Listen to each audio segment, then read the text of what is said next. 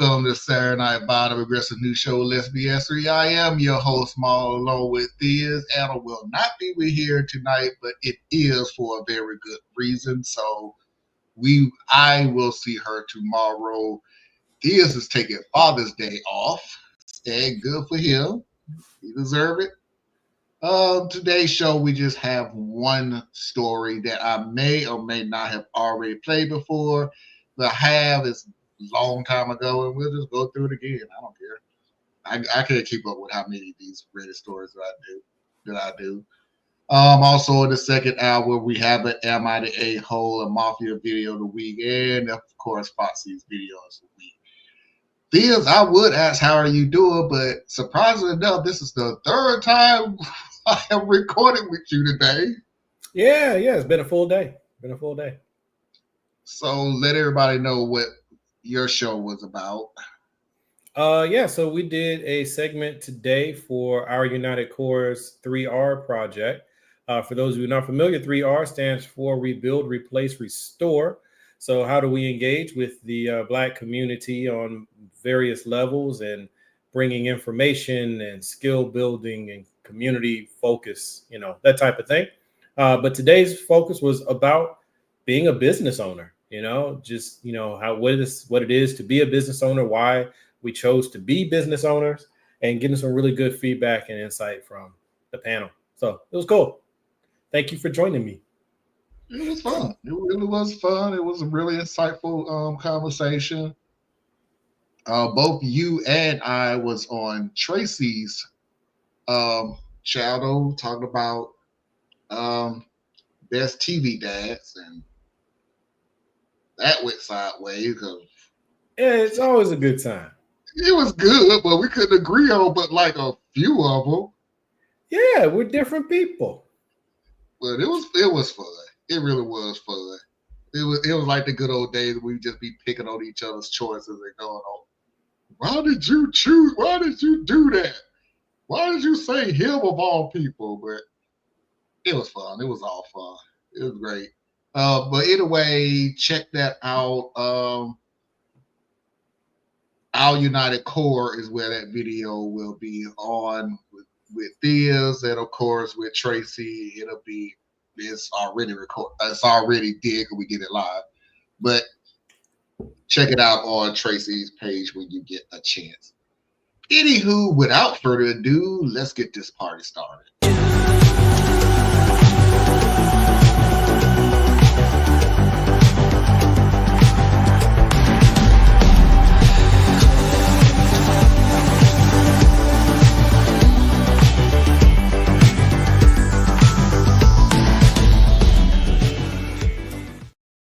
Please hit that like button if you haven't already. I would truly appreciate it. And like I said, just in case, I've already played this story before.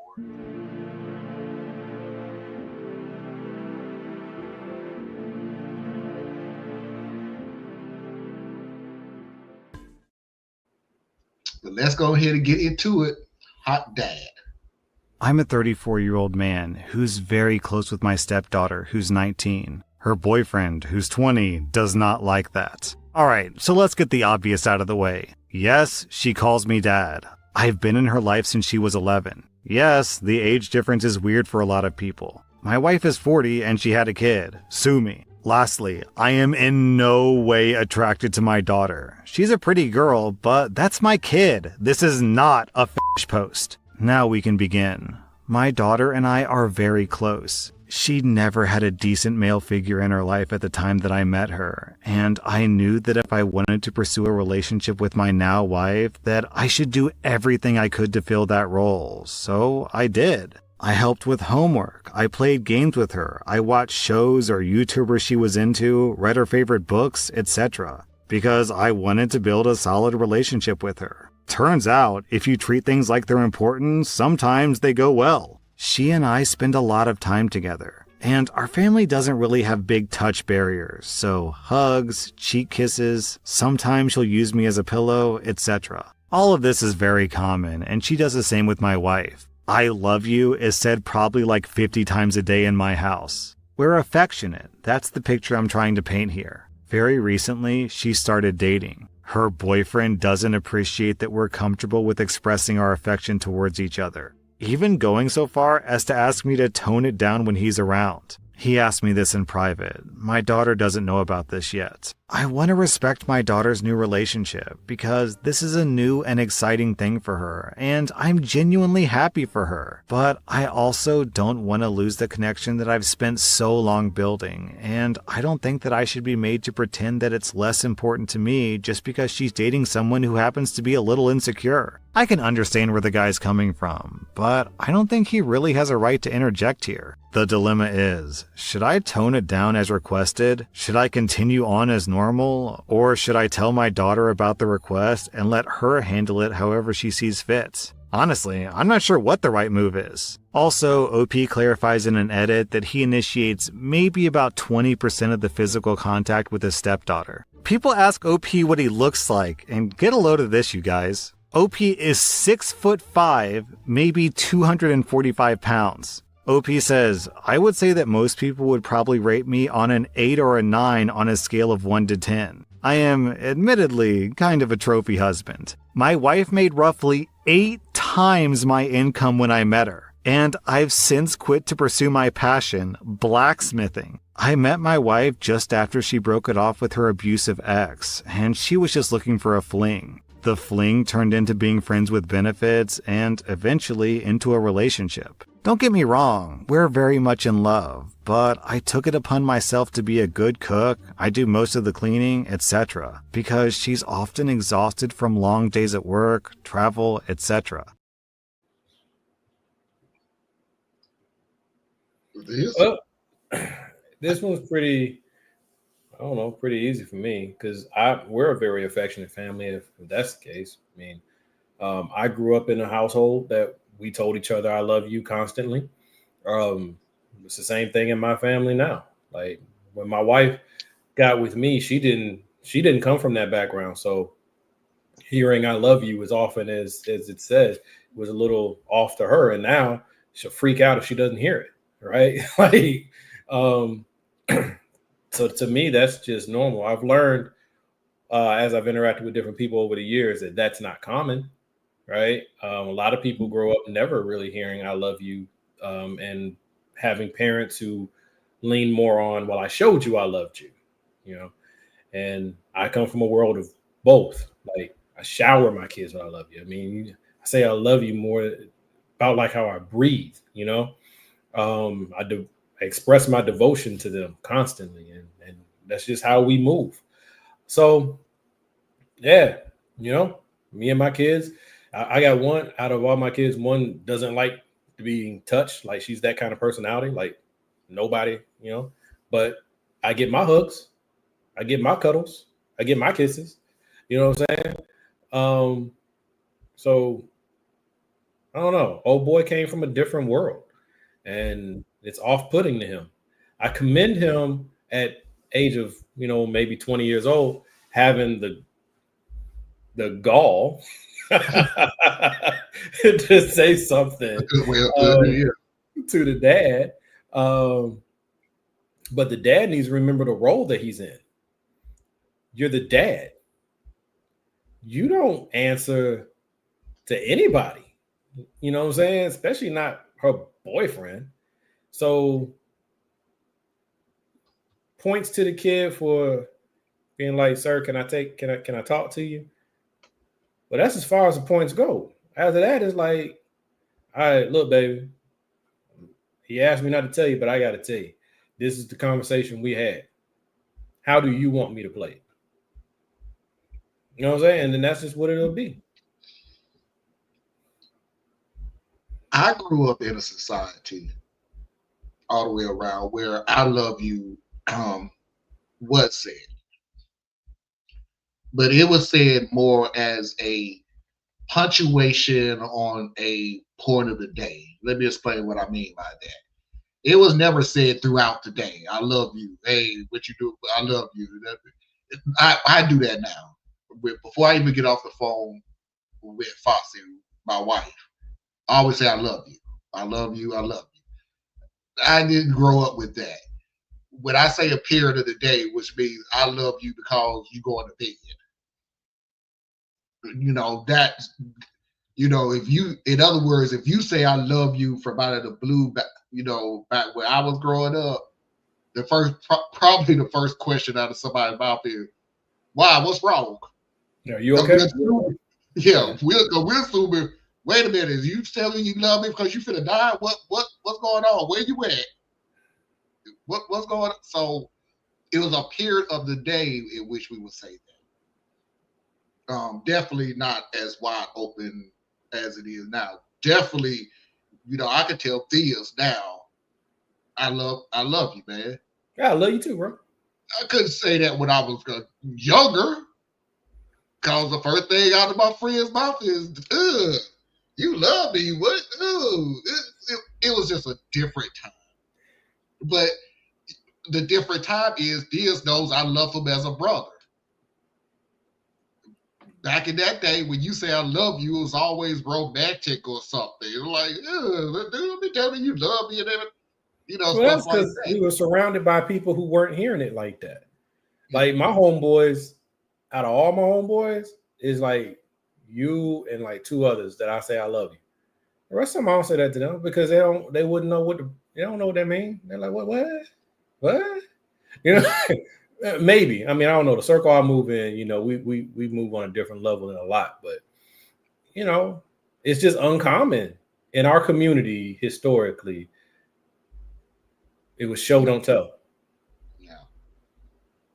And now you got to do both. It's not that hard to do. Sorry, it's not. The harder part is showing somebody that you love them. Yeah, the harder part is meaning it. Yeah. You tell it is what? Because then there's an opposite side to that. I tell you all the time I love you. You don't show me you love me though. You just don't.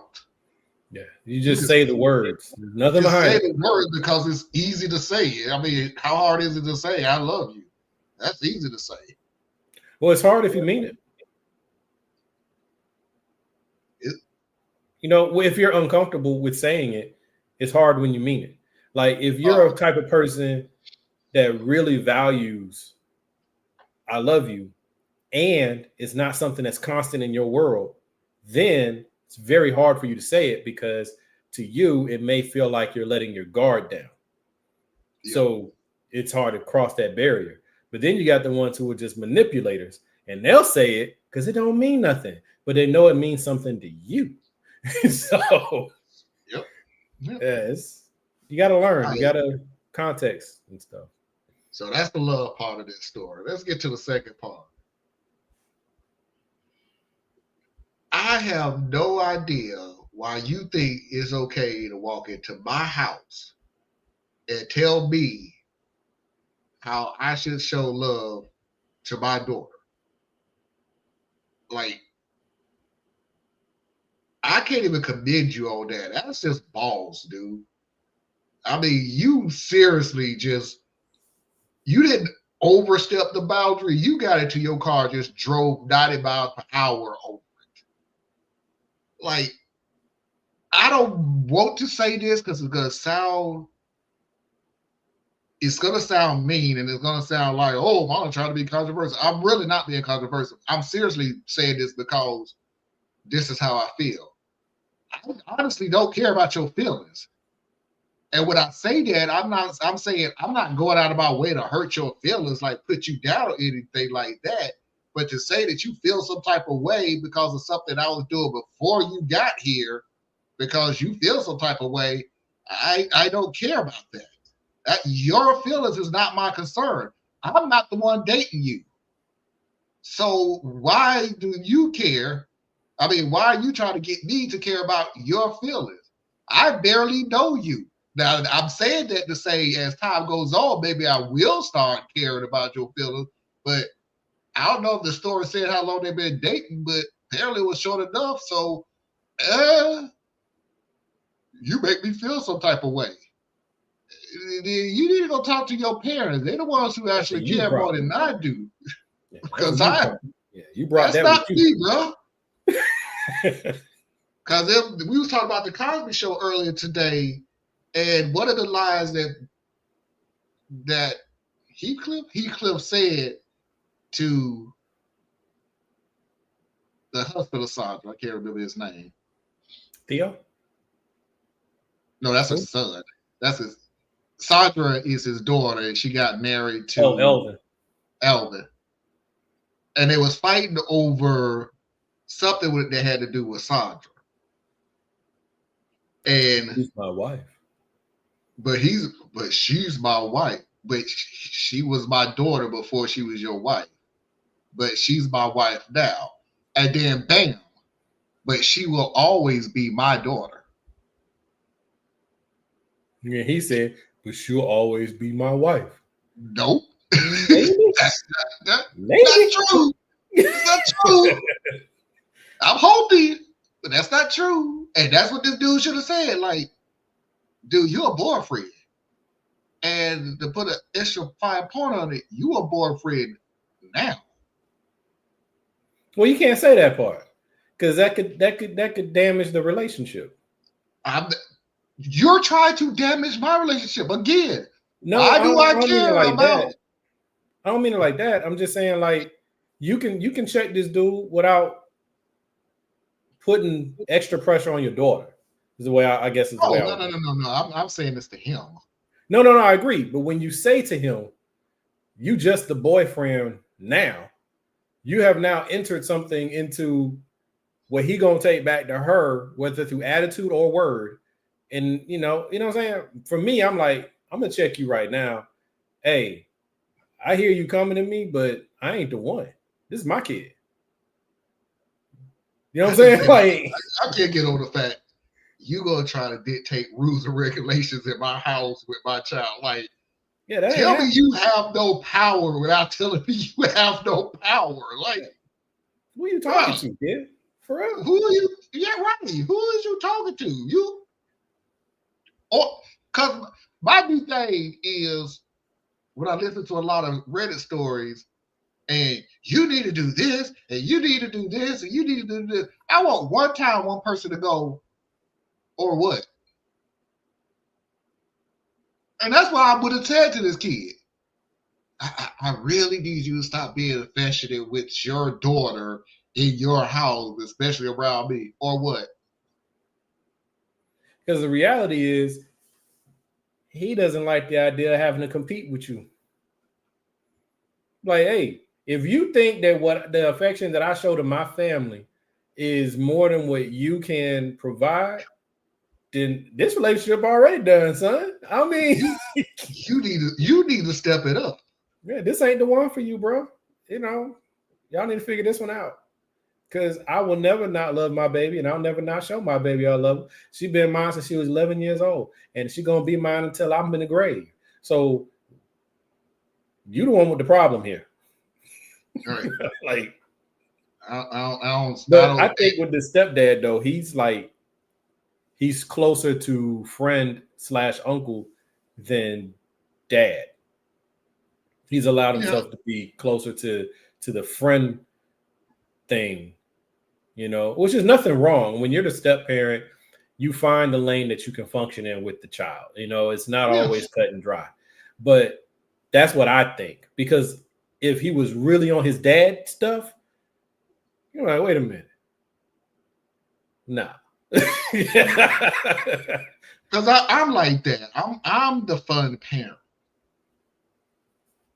But I mean, it's kind of hard because everything I'm saying, telling y'all is in past tense. Like, my kids are grown and gone. So, but I'm the fun parent. But my deal was, I know when to turn on the parent.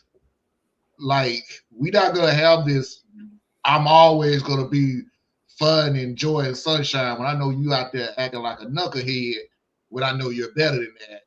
So we need to put a stop to this now and things like that. But That's not me 24/7 as a parent. I don't think I can actually be that type of parent 24/7. It's like, I don't want to be nobody's really that. all the time. Nobody's like that. 20. I mean, you know me, I'm a serious person, but I'm very silly with my girls. But they know I'll turn on a dime. Yep. Like, I'll turn on a dime. Like, no. That was the funny thing about it is that they always went to Foxy. I remember when they was little, they always went to Foxy first with the issue, and Foxy used to fix it 99% of the time. And I remember when they started growing up, it was like, that teenagers are all buttholes when they teenagers. That's why we always go to mama before we come to you. Right. Because Foxy know they had to get to me. Ooh, it's not gonna be pretty. That means she can fix it. She was not keeping me from you. She was keeping you from me. Because if I have to fix it, I'll go from a 0 to 100. Yeah, mine. As they say in there was too much time already set up. You couldn't fix it. Foxy couldn't fix it. Now I have to go back in time and try to fix it from the beginning. Do you think I'm going to be doing this happily? No. Do you think you're going to hear my mouth through the whole process? Yep. Yeah, I'm definitely as they say, like in the church thing or whatever, let your yay be yay and your nay be nay.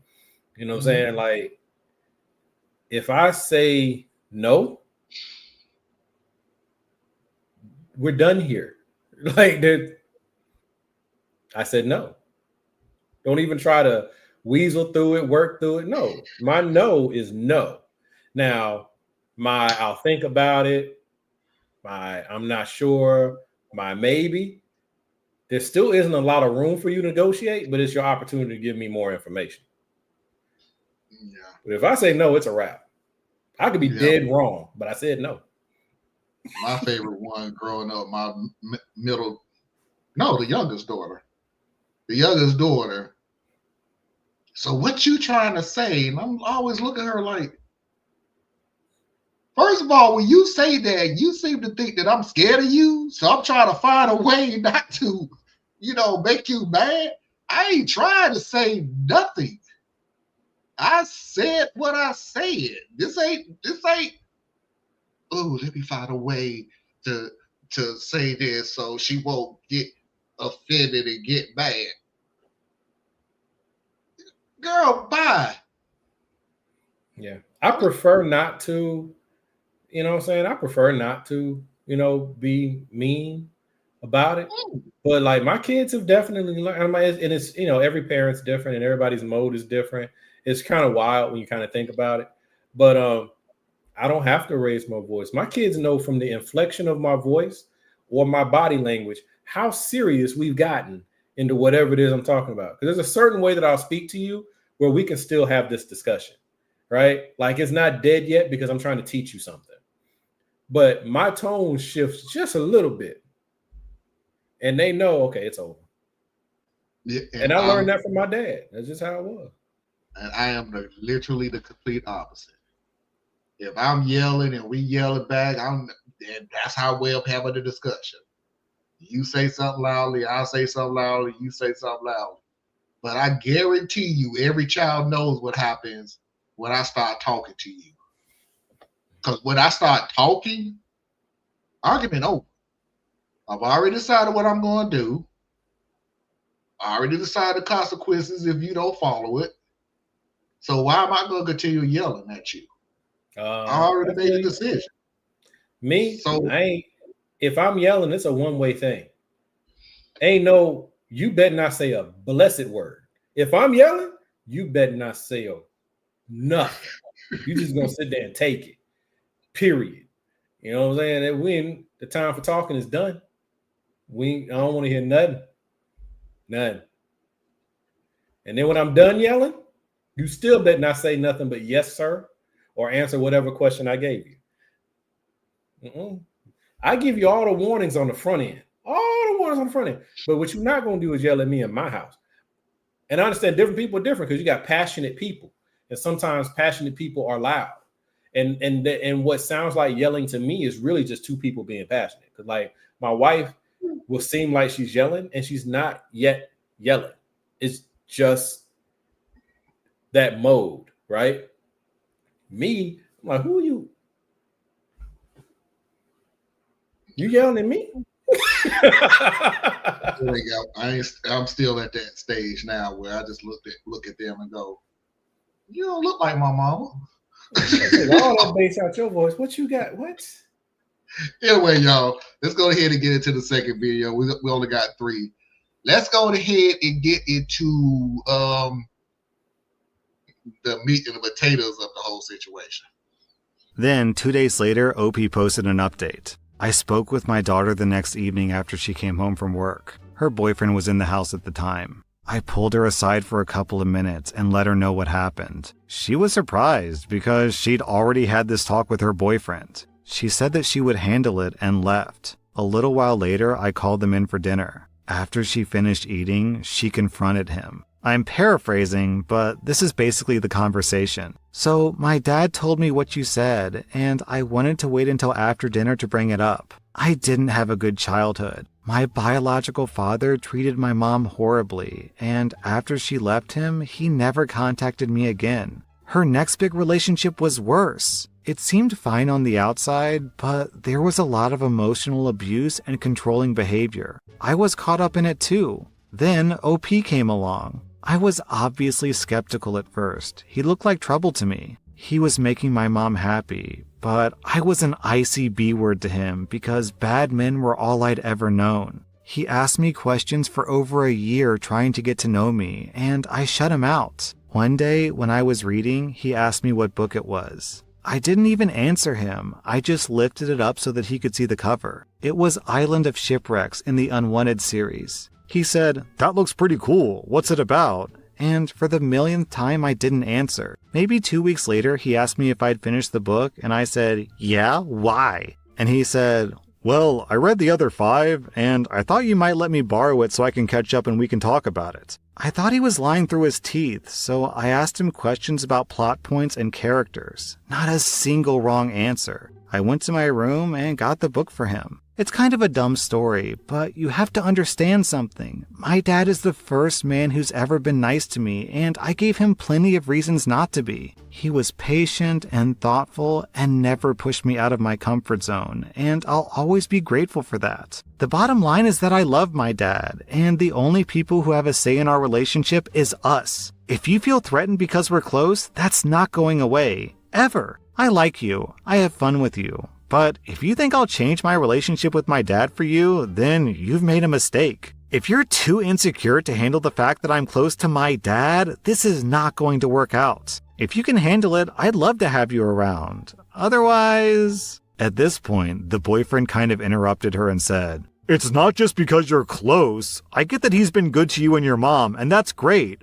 But have you seen this guy?" "Yeah, what about it?" "It just makes it really weird for me. I don't know how to explain it other than that. You're way closer to your dad than anyone I've ever met, and it's a little creepy when you take into account that he looks like he could be a 'what are you doing, stepdaughter' type of guy." Look, there's apparently 2 people at this table who think that my dad is hot, and it's really weird that you're one of them. For context, there are 4 people sitting at the table right now. OP, OP's wife, the daughter, and the boyfriend. Choosing time is over. The door is that way. Don't call me. Don't text me. So that's pretty much how it went down. After he left, she cried for a few hours in her room. When she finally came out, it was around midnight or so, and she sat next to me on the couch. I asked her if she was worried this would be a constant problem, and if she wasn't comfortable with how things are, I can understand and respect that. She hugged me very tightly and just replied, "Don't be dumb." So, I guess everything's all right.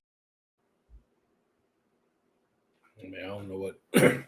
I got nothing on this one. This is just... Okay. Okay, so... this changes the dynamic of this is not something that the boyfriend is not used to seeing, to sexualizing the dynamic between OP and his stepdaughter.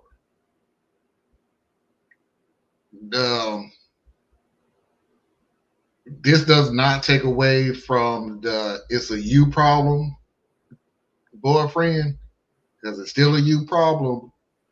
But now I have to question, why is this a you problem?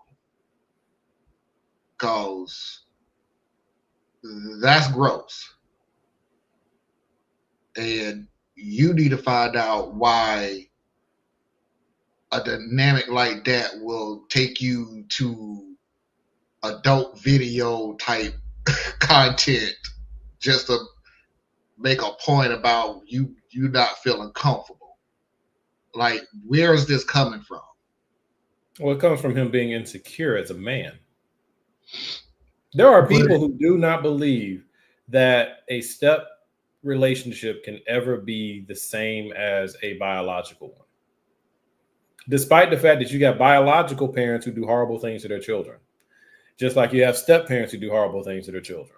So, but this guy is stuck in the mode of he's not your blood father and he's handsome. I mean, you can tell if a guy looks good, right? So, and he's handsome. So he's handsome, he's young, and he's your stepfather. There are people who will look at that and be like, well, where are the breaks? And then they start going down this weird rabbit hole of dark, twisted thought.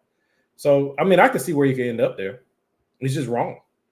And the daughter went ahead and nipped that in the bud. It's like, hey, bro, there's something wrong with you. So let me ask you this then. Change only one of the dynamics about the stepdad. Mm-hmm. And he's dad. He is the biological father. Okay. So don't change the dynamic between him and the daughter, the affection that they show each other.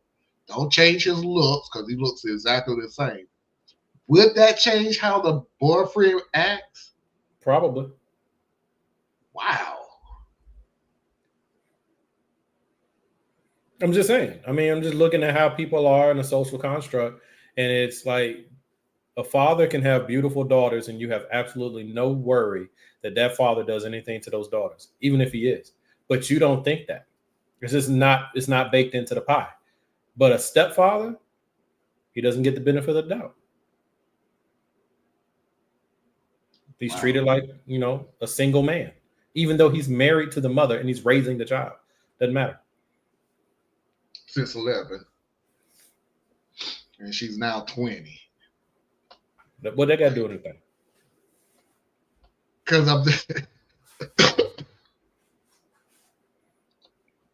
I can't see why anyone, and I'm not saying that it's not true. I'm just saying I'm baffled by it. I'm baffled by the wrongness. I can't see how anybody would think that just because you are now in this girl's life as a boyfriend, that now she needs to be more afraid of the stepdad, because since nothing happened since 11, she is now 20.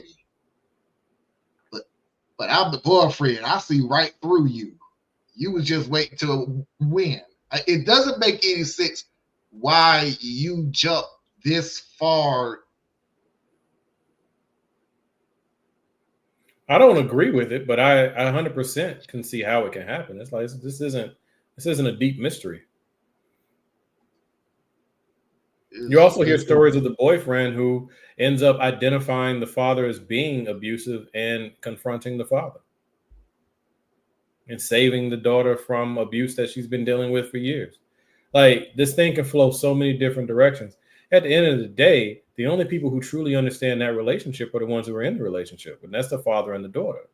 The boyfriend, whatever baggage he brought with him, he tried to make their relationship make sense in his worldview. And the daughter was like, nope. Yeah. Tried to give him a shot. But then he still couldn't just like accept it. So it was like, okay, this ain't gonna work. Go on. Yeah. Whew. All right, everybody, let's go ahead and get into the conclusion of this story. I also thought that it was kind of funny, disrespectful, but funny, that she had this big story planned out. I got some rom-com vibes from it personally, but it was her first boyfriend, so she has no experience having big talks. And the guy just completely disregarded it. Obviously, empathy and understanding are not his strong points. I feel bad for my daughter because it was her first relationship, but I definitely think that she dodged a bullet. Also, OP adds, she was wrong though. There were 3 people at the table. I think I'm extremely hot too. Then another update. My stepdaughter and her boyfriend have since gotten back together, and the physical nature of her showing affection has slowed considerably. She no longer sits in my lap, but she'll still lean on me occasionally when we're watching shows. I suppose she set up new boundaries, which I'm more than happy to accept, particularly because I'm never on the initiating side anyhow. I only ever wanted her to be comfortable with me, and however she chooses to express that is fine by me. Her boyfriend is a nice enough guy, and I kind of hope that he sticks around. He seems to treat her with respect and kindness, which is all I can really ask for. And despite the sarcasm in the title, it's pretty accurate. I am a 6'5" blacksmith, though I'm not great at it, who happens to be an awesome dad, an amazing partner, and my family uses me as a pillow. I'm not perfect, but I definitely give it my best effort. Look, man, me and my daughters are incredibly close. Ain't nobody sitting on my damn lap. Thank you. Not no grown nothing. You know, okay. Just there's a certain age where that does become to me. I don't want to hear no argument about there's nothing wrong with. To me, there's an age where you need to stop sitting on my lap. I think there's things that are transition points. Now, different people have different cultures, different family dynamics. So I can't tell you what you can and can't do. I can just tell you that like kisses on the lips. That went out with being a baby, and sitting on my lap, that goes out with before you become a preteen, right? Like that's just, you start transitioning things.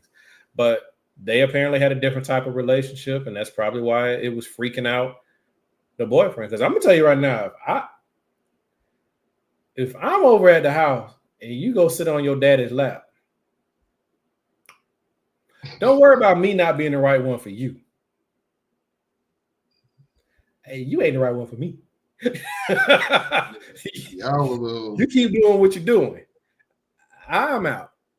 Because I wouldn't have had the nerve to say nothing. I wouldn't even have the nerve to say nothing. I just would have been like, do you normally go sit on your daddy's lap? Mm-hmm. I wouldn't say nothing to her. I'd have been like, hey, that would have been the first and last time I was at the house, and the relationship would have just been over. Like, but you gotta remember, I'm also the dude who will break up with anybody for a very little reason.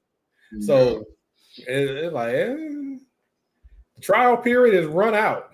And, before I end up with a subscription, let me just I gotta remember that about you. You the person that'll walk into your new girlfriend's apartment. Is that a red carpet? I don't think this is gonna work out. I mean, let's just be real. Why you got red carpets? You know what I'm saying? Like, I mean, yeah, it's true though. That's how I look at things. I'm like, I take people for who and what they are. I don't try to change people. So if I engage with you and there's things about you that rise above mere annoyances, because everybody's got, little things, but it rises above like a mere annoyance for me, move on. This is the trial period. I ain't got it. Come on, man. Whatever. I've been told plenty of times I gave up too early. So I didn't give up. I let you go. There's difference. Wasn't no tug of war here. I mean, rules for dating is a whole lot different than rules for marriage. Like, I'll fight for my marriage. Yes. Maybe. Most likely.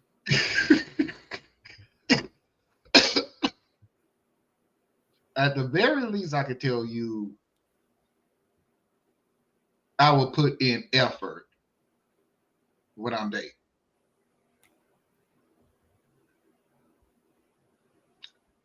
That's why I said me, because I know you would. I put in a lot of effort to find a way for us to match and to be together. And I put in a lot of effort to show you why you should want to be with me. That's where I put my effort in. I will never, and I learned this as a young age, I will never fight over a woman. I don't care. I'm not going to fight over you when we dating.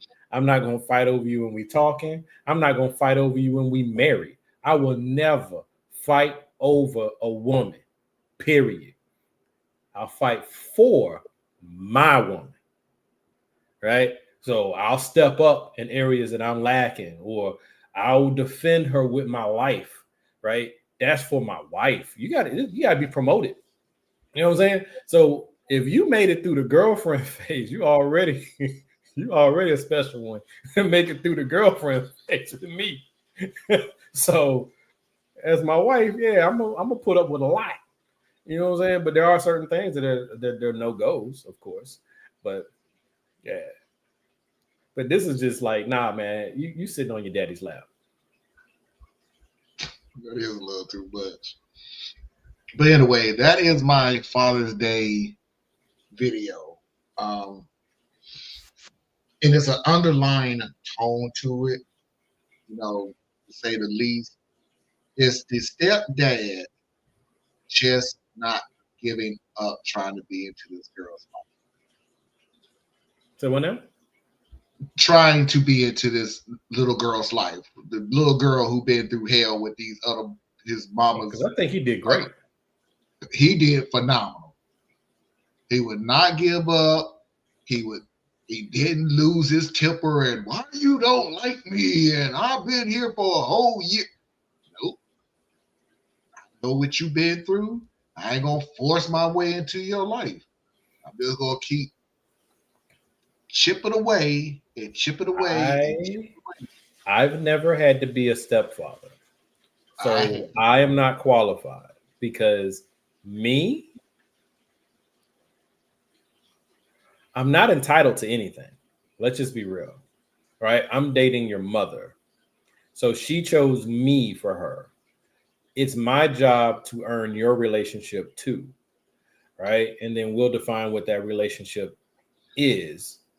So I owe you, you don't owe me, right? I get that. But if you treat me like dirt, oh, we might have a conversation. Hey, man, what I do to you? And that's in the general because it don't sound like she was treating the dude like dirt. She was just ignoring him. Bro, you got somebody in your house that you helping to take care of and they don't talk to you. Yeah, that's treating you like dirt. Like, but he took the right approach. He took the right approach. And that's why I have major props for step parents, man. Just like what my wife did for my eldest daughter, what you did with all your children, my friends. That's an amazing thing. Like, it's a job, I would say, in many respects, harder than being the biological parent. Because you have to earn the relationship and then assume the role. Like, it's a two-step. Look, when it's your biological child, it's done. Like, hey, all we gotta do is build a relationship here. I already got the role. So it was tough. I'm not gonna be that. It was such a beautiful journey and everything. Man, there was times I'm like, what? Put you right on the throat. Sometimes you just it. And I was equal opportunity. The girls too, just chop you in the throat. I don't care. You're walking down the hall and check them. Yeah, just. I don't know why he hit the wall. I don't know, clumsy. He clumsy. It got to be puberty. I told him to turn the light on. I don't know why. You know he can't see the dog. But we are at a phenomenal place now, and I'm to my children. Of course, I'm going to take the credit for the relationship, but don't think that I didn't think that you worked hard for our relationship too. I know you did. I know you put in some effort. Um, my older daughter always tell the story. I tried so hard to push him away. I tried everything to push him away. He just would not go away. I told you at one time. They'll let you know I'm not going nowhere. Like, I'm just so okay. She loves to tell that story. Now she's my daddy. I walked my daughter down the aisle when she got married and the whole thing. It takes everybody putting in a certain type of effort. The problem that we have as step parents that a lot of people don't know, and it's something, of course, you don't know because some of y'all are not step parents. It takes both of you to put in the effort, but sometimes the effort is not put in at the exact same time. Oh yeah. So sometimes somebody has to make the first move, and obviously, in my opinion, you're the grown up. You're the step parent. You should be making the first move. But that's what I'm saying. You got to earn. You have to earn the relationship and then earn the role when you're the step. You know what I'm saying? Because the kid had no say in you coming into their life. Nope. You know what I'm saying? It's just like, who are you? Mom chose you. Dad chose you. I didn't choose you. Right? So that's why I say hats off to step parents. And especially with this little girl, because it's like, look, Mom, you can't choose men very well. You with all due respect, you suck at it. I'm sorry. You just suck at it. And then you decide to go get you a 6'5", 245-pound dude to come in.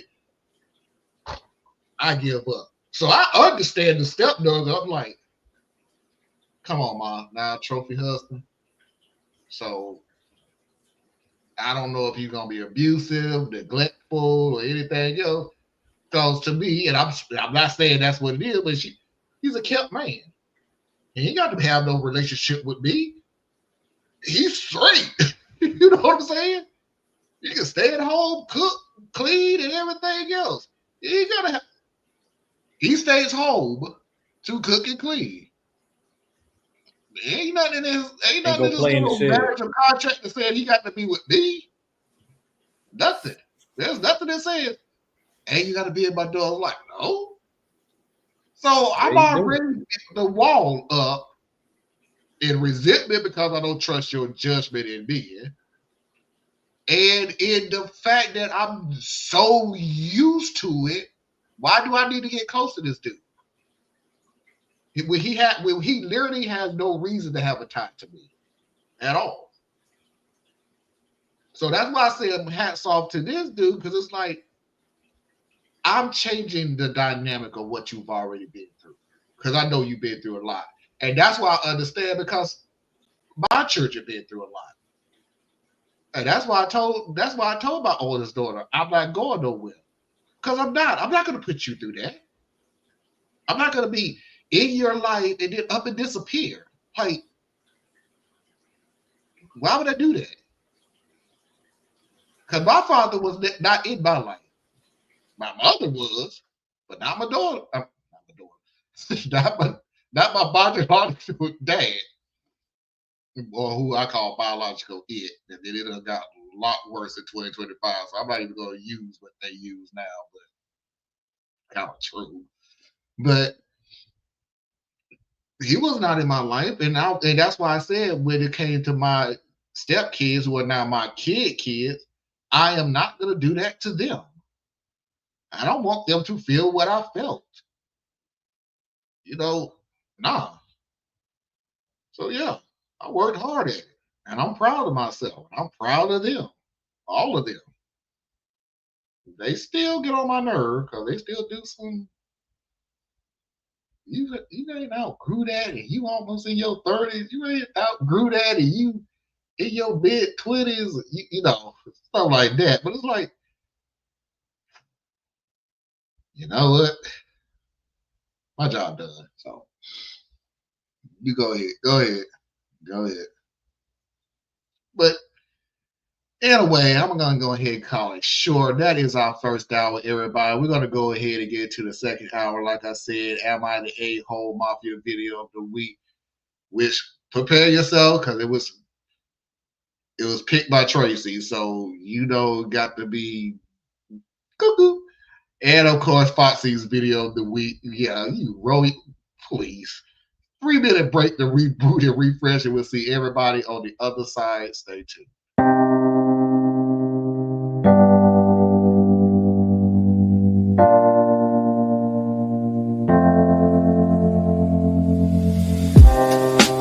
Living for weekends, wishing I could take a break from this world. Running on a hamster wheel, but searching for something I can't feel.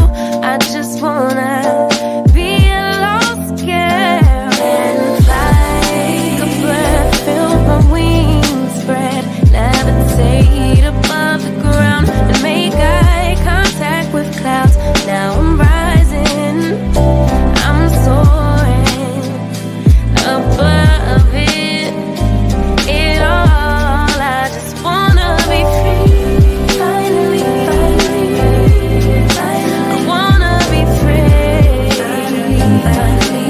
I wanna be free, I wanna be free,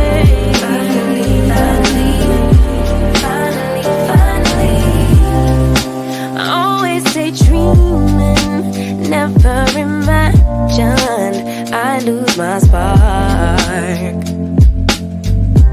Living in this crazy time, putting back the pieces of my mind. I know how to run from the dark and fly. Take a breath, feel my wings spread, levitate into the clouds. I'm so high above the ground, I'm rising, I'm soaring above it all. I just wanna be free, finally, I wanna be free, I wanna be free, finally, I wanna be free,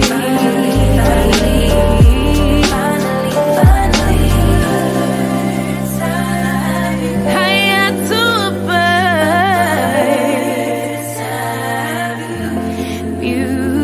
I'm rising, I'm soaring above it all. I just wanna be free, I wanna be free, I wanna be free, I wanna be free, finally.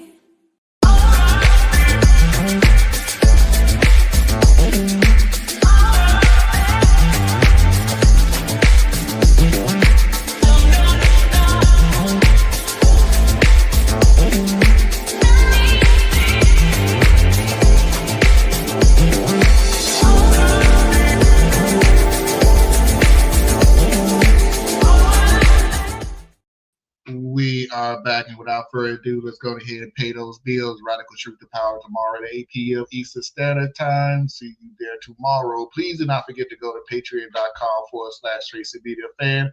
Help support Tracy in all of her endeavors. Please do not forget to go to Anna Hart's website, BorelliEssentia.com. Learn something that you didn't think you need to know, but you should. Please do not forget to go to Thea's YouTube channel, Complex Mind, Simple Man on YouTube. And if you need to reach me, you can do so at radtp@outlook.com. That's radtp@outlook.com.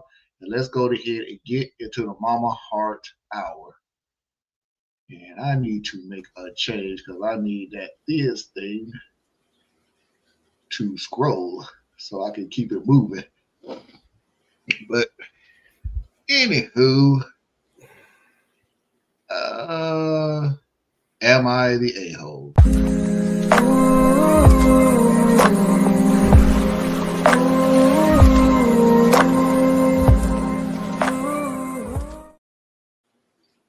All right, Theus, let's go ahead and get into it. He saw my girlfriend naked. I'm a 25-year-old guy, and my 23-year-old girlfriend, Lydia, lives with a roommate who has a boyfriend, Jeff. We gathered at their place last Friday for pizza. After a while, Jeff asked Lydia if she's still scared of being alone the nights when my roommate goes over to his place and when I can't come over. Lydia has always had trouble with being alone at night, and most nights I stay on FaceTime with her until she falls asleep so she feels safer. The roommate laughed and said that if she hears a noise in the bathroom, at least it'll be a ghost and not her locked in passed out. Lydia quickly said to me that she would explain later. When we got to Lydia's room, I asked her to explain, and she told me that this afternoon she wasn't feeling well, and she ended up fainting in the shower. So Jeff had to break down the door so her roommate could get in and help her. She said that she already felt better, and she didn't want to tell me because I was going to be worried about nothing. I said it wasn't nothing if she'd fainted, and that I should be aware of these things to help her. She said that now it would just be a funny story of how Jeff broke the door and her roommate had to cover her with a towel so they could come to the rescue of her naked body. That moment, I saw red. I asked if Jeff had seen her naked, and she said that she couldn't be sure since she was unconscious, but the roommate said that Jeff stood outside of the bathroom until she was fully covered. I asked if Lydia thought that it was fair for me to not know that another guy had seen her naked, and she said that he didn't actually see her naked, and that it shouldn't matter since he was only helping.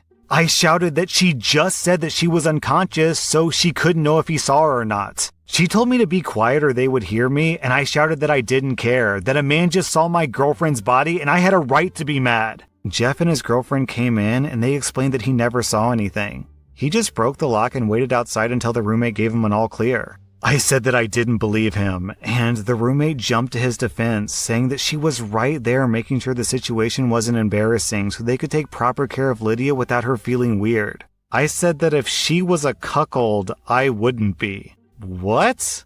Jeff then shouted at me, saying that I should respect his girlfriend as well as my girlfriend, who had spent a whole day saying that she was fine, but still looked a bit pale. He said that he only did it because he cared about Lydia and that I was a butthole who didn't deserve any type of help. Hearing him say that he cared about her was it for me. I left without so much as looking at Lydia as she begged me not to go. Over the weekend, Lydia had to be admitted to a hospital because she wasn't feeling well again, and Jeff and the roommate prohibited me from seeing her, saying that I didn't deserve her. Obviously, the whole hospital thing sucks, and I wish that I was there for her, but still, I think that I was right. At this point, I'm not mad at Lydia anymore, just at Jeff. The hell you find these stories at, man? I mean, this is stupid. It's just all the way stupid. I ain't got nothing. Like, thank you, Tracy. What Tracy said. This is Okay, then I'll take it then. I'm gonna skip all the way to the end. Or at least it was the middle of the story. The boyfriend said, I did not see her naked. You called the boyfriend a liar. The girlfriend then jumped in and said, no, it's true. He never saw her naked. I don't believe you. Okay, at this point, what the fuck is your game? What's the ending then? Because at this point, I don't even see what you're yelling about. You have no ending to this. You're just now yelling into the void. You just want to be heard like a talk. Because you don't want to put an end to this. An end to an argument is, okay, I need this to happen so I don't feel this way anymore. But since you think everybody is lying, what's your game? What's your ending to this whole dynamic? Then what is your ending so this will never happen again? I can tell you one thing that's not going to happen because you don't know if she just don't fake anymore in the bathroom. You can't control that. Well, you find somebody else to break down the door other than another man. I don't think anybody gonna be thinking about that during a medical emergency. Because he easily could have knocked the door down and turned around and not seen a damn thing. I think you're overthinking it because at the end of the day, so what if he did see her? But okay, so I'm underthinking. Dude, do you think you the only person who's seen your girlfriend naked? That's what I'm saying. Like, who cares? Who the fuck do If you he think did you see are? her, now what? That's why I'm saying, like, that's why I didn't have much. Because it's like, it's stupid. Like, if you want to fight Jeff, then just fight Jeff. Stop trying to find a pretense. Just go ahead and fight this man. You obviously don't like him. But that's not the issue. The issue is you feel like you have ownership over your woman. And you taking it to an extreme where like no other man should ever see her naked. Well, yeah, no, she shouldn't be walking around naked in front of people, but she blacked out and people had to come. Or you be mad at the paramedics too? Would you be mad at the paramedics too? So really you just mad because you don't like Jeff and you think Jeff gets to see two naked people and you don't get to see his girlfriend naked. That's you really think you have all autonomy and welcome to America because you're not the only one. I'm just pointing this out. You think you have full autonomy over your girlfriend's body. I personally, since this is the attitude that you have, I personally don't think you stay on FaceTime with her until she falls asleep. I think you stay on FaceTime with her until she falls asleep just to make sure nobody else falling asleep with her. I don't trust that I'm just such a good boyfriend. I'll stay on the phone with you until you feel safe. No. I don't even think it even happens. You don't even think he does that? I think he's on the phone with her and she falls asleep. And he twists it to make himself sound like something better because he knows the rest of the story is garbage. Probably not. He don't even think what he did is wrong now. Well, he's got to make himself the hero in the story. Now I'm not even mad at her. I'm just mad at Jeff. Yeah, like at some point you were mad at her. Like, see, it's like the whole thing is dumb. He's a guy who thinks he owns his woman, and you know, I'm glad that she has friends that are strong enough to be like, nah, until she's strong enough to break up with you herself, we're gonna go ahead and break up with you for her.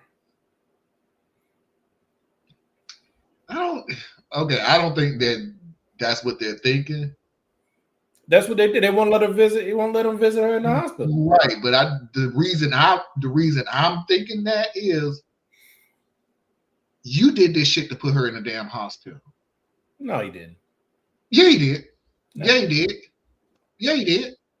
You acted a damn fool over some bullshit. Yeah. She more stressed out, and now boom, she in the hospital. She was already sick. What would I bring you into the hospital again to talk to her? She was already sick. Nobody's gotten to the reason why she's sick. She still didn't look good when this happened because it was the same day. And then a few days later, she relapses of whatever it was messed with her the first time. They need to figure out what's wrong. Could be blood pressure, could be any number of things. But we do know that this dude being a crazy knucklehead is not helping. Yeah, that's what I mean. You ain't going to help, bro. Yeah. Because I guarantee you, I know the first question out of your mouth. I mean, after your little song and dance pleasure, how you doing? How you feeling? Have you heard from the doctor and everything else? I guarantee you one of the questions out of your mouth is going to be, why is Jeff here? Why did he have to be here? Why do you care? Because again, what's your end game? Because there is no answer she can give you that's going to be satisfactory to you. So what's the point of asking that question? Only thing that could even, and it wouldn't even this guy out, but the only thing that could even this dude out is if he got to see Jeff's girlfriend naked. He feels cheated. But it has to be his decision, though. I don't think it matters. It literally has to be his idea because there ain't nobody else gonna do it. The OP would have to say, the only way I'm gonna feel vindicated, I get to see Jeff's girlfriend naked. Oh yeah, but he would never say such a thing. Well, he might. He's dumb enough. But no, either way, like I said, this story is just kind of, yeah, he's bad. He doesn't deserve to have a girlfriend. Period. And yeah, glad she has good friends. That's what I'm saying. I'm glad she got good friends. Well, the good part is.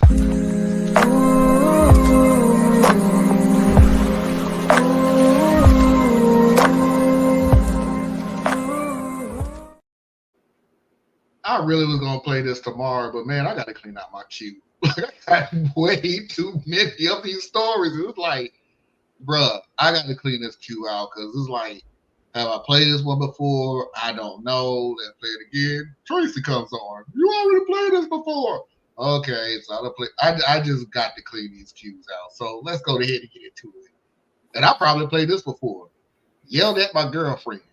My fiance, who's 28, is currently 5 months pregnant and has been both fatigued and nauseous lately. I get why she didn't want to help me look for the dog, but I can't get over the lack of empathy and bordering selfish behavior because of this either. My dog, a heeler corgi mix, runs off at least once a week. Usually my fiance will help me find her, but it's not without protest. I honestly didn't even know how she was getting out of our fence, so I installed cameras and found out that she was scaling the 8-foot fence. I ended up attaching spinners to the top of the fence thinking that would solve the issue, but it didn't. I brought her out today and I was playing with her when my phone rang. I was inside just long enough to grab my phone and my dog had gotten out. I immediately went to search for her, thinking that she couldn't have gotten far, but I couldn't find her anywhere. So I went back inside the house and asked my fiance, who was curled up on the sofa, to come help me. She immediately said no. She said that she was tired of chasing the dog, that she isn't dealing with it anymore, and that I should have just been out there watching her. I explained to her that I had been watching her, and I simply stepped away for 0.2 seconds to grab my phone just inside the sliding door, and she escaped. She, again, said that it wasn't her problem, and she's not exhausting herself anymore to search for my dog. I won't even say that this was unexpected, because, as I said, in the past, she's always had a problem with helping me search, but she's never said no. She just complained about it. At first, I went and searched myself. After maybe a half hour, I came back and asked her again to come help me, and she snapped. I said no, I'm so tired of chasing that dog around multiple times a week when I'm already exhausted and throwing up constantly. I was panicking, so I yelled at her, which involved me telling her that she was a B-word who lacked empathy and that I was thoroughly disappointed with my decision to be with someone so heartless.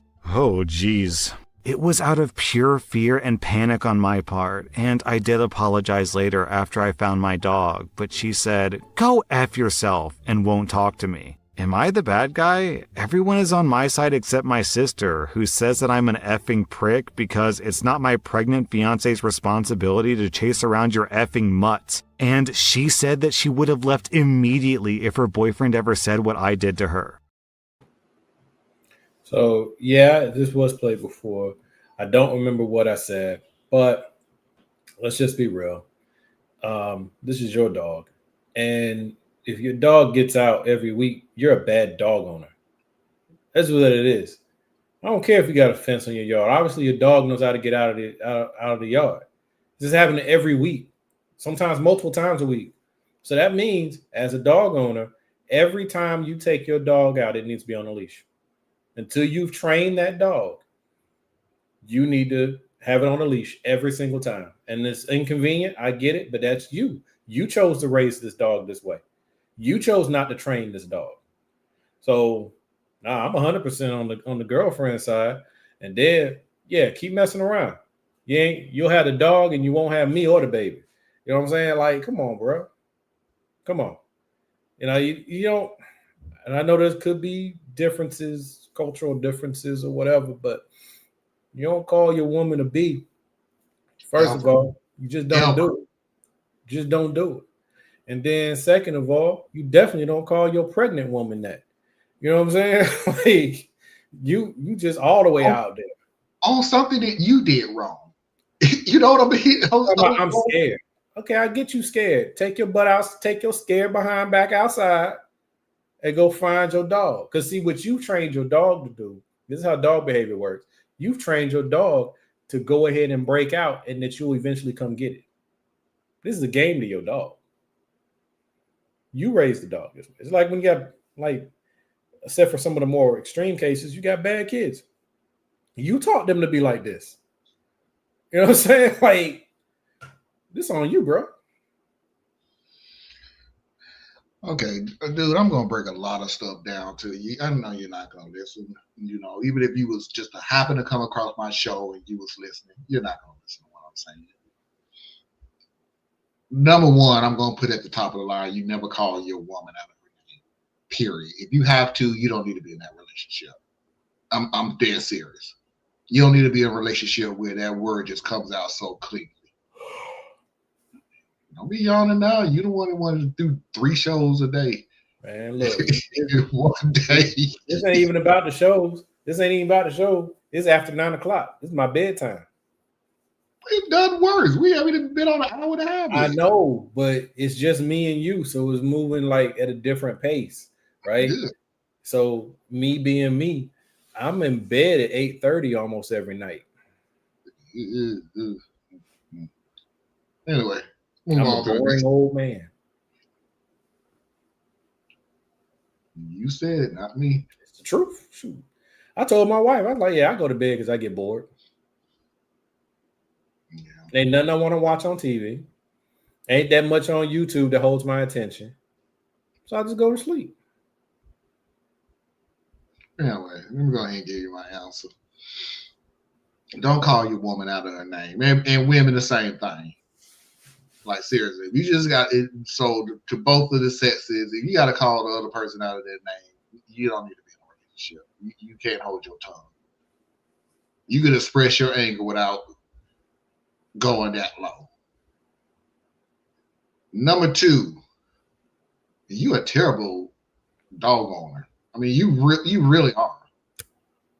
No dog should be able to escape every week. Every week. Every week. Chains exist, dude. You ever thought about just chaining your dog? You can literally get a chain long enough to reach all the way up to the gate, to the point where they can't climb the gate, though. They make chains long enough for that to happen. Nope, that's not your thing. Number 3, and you didn't say it, Theus, Dabness, / didn't say it in his response either. So I'll say it. Why in your right mind would you want your 5-month pregnant wife to go look for a dog with you? There is nothing in my bones that will ask her to go walk with me to go look for my 5-month-old pregnant girlfriend. Is you? Look, man, 5 months, she may not even be showing yet. It's because she's sickly. That's why I wouldn't. Now, other than that, she can come out here and help me now. She can help me. She can help me do stuff. I'm just saying. I'm telling you right now, what you making for me? What you making over that 5 months period? You ain't got but 4 months left. I ain't taking no chance. Yo, chill. Just chill. We ain't got come. Now, if it was 4 months, I'm like, okay, you got better 5 than me. months. You got the first 4 months left. First 3 months. I'm gonna hover over you like a helicopter parent, because I know that's the most dangerous time, for a pregnancy. First 3 months, I'm on it. Hey, you hungry? You need something? Have a seat. What you need? I'll go get it. I'll rub your feet. I'll rub your back. What you need? I get it. Okay. Right? First 3 months. 4th month through like that 7th month, tell me what you need, because other than that, you got this. I'm with you. I'm at every appointment and all that type of stuff. But I'm just saying, like, I ain't gonna be like over you. You know what I'm saying? Because they're just normal women, and After the danger part, they're just normal pregnant women. We go to work with them. We hang out with them. It's just, and then when you get to that 8th and 9th month, I'm always amazed when I see women in their 8th and 9th month still at work. Now, I guess it's because you got to. Don't get me wrong. I understand you got to. But I know how I get if I get a bad cold. So, I don't know. The last 2 months, man, I'm like, ooh, you a soldier. Me, I would still go to work with a bad cold. So, not me. I call out in a minute. I'm going to work with bronchitis. Yeah, there's something wrong with people like you, man. It's like something wrong with people like you. I tell my wife that all the time. Like my wife always got vacation time because one, she don't really get sick, but if she does get sick, she's still gonna muscle through. Like there's some badge of courage or honorable mention you get for muscling through and not using the time that was allotted to you. Man, please. I'm gonna tell you right now, if I wake up and my stomach hurt too bad, right? If I wake up and I got the hot ass, I ain't going to work. I ain't going. I'm gonna tell you I right wake now. up and not going. I come can only remember my stomach hurt. it was only one sickness that stopped me from going to work, and it was COVID. That literally is the only thing that stopped me from going to work. Everything else, I was going. So here's the thing. Here's a question for you. When you decide to wander your sick behind into work, do you get a, hey, thanks, Marlon, for overcoming your sickness to put in a few more hours for us? Do you get that? No. So why are you doing it? Because I didn't get sick pay. Oh, that's a little different. If I leave, it was PTO. It wasn't sick pay. Well, PTO and sick pay, same thing. Because companies have changed so much in the last, I don't know, probably in the last 10, 15 years. They've taken sick pay and PTO and just bumped them together and robbed us, really. But I'm gonna tell you what they did. And I saw it coming like a mile away. During COVID, we got sick days and PTO. We got COVID days. At least my companies. Well, they said it was sick days. As soon as the COVID was over, and we're going to go ahead and reevaluate and decide we just go ahead and remove the sick day. Yeah, I saw that coming. Because if you look at my HR thing, I have sick days. What do we call them? No, we don't call them sick days. We call them personal days. So I have personal days, I have floating holidays, and I have like PTO, right? PTO hours. 3 different buckets. But it's the same number if you added them all together as I would have had if you just called them PTO. It's just, hey, you had a personal day. You can use it. No questions asked, buddy. But it works. It's cool either way. I do recognize, you helped me recognize that I am, what do you call it, spoiled in a way. Because like I've always had that structure. No, I'm not saying that, but I'm just saying like I, for that moment in time, did not even consider the fact that everybody don't even have time off. So like if you don't have time off, then I'm understanding. Take what? Work because that's lost money. Because you gave me a bright idea. PTO, that means personal time off. Because I'm pretty sure a lot of people, what's PTO? Personal time off. You could take time off and you will still get paid for it. Slightly different. You got personal days and you got paid time off. Or paid time off. I'm sorry. Yeah. Paid for time me, off. Anyway, that's how mine is structured. No, because there's no such thing as personal time off. So I'm sorry.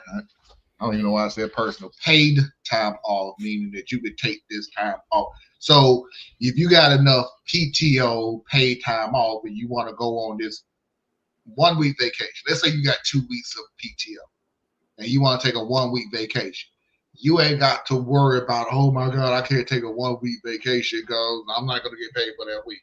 Yeah, you will. You'll get paid for that week, so you can just chill out. Now, keep in mind, this is for the complex mind. I mean, this is for our United Core people out there. Keep in mind, I said 2 weeks of PTO. Some of those PTOs, when you don't have sick days, you may need to use it for sick days. Yeah. And you are now down to 5 days, 1 week. Now, granted, they're probably not going to get rid of you 9 out of 10, because we ain't going to talk about the most toxic places. Well, a lot of times, 9 out of 10, they're not going to get rid of you because you just really, really sick. But you're not going to get paid for it either.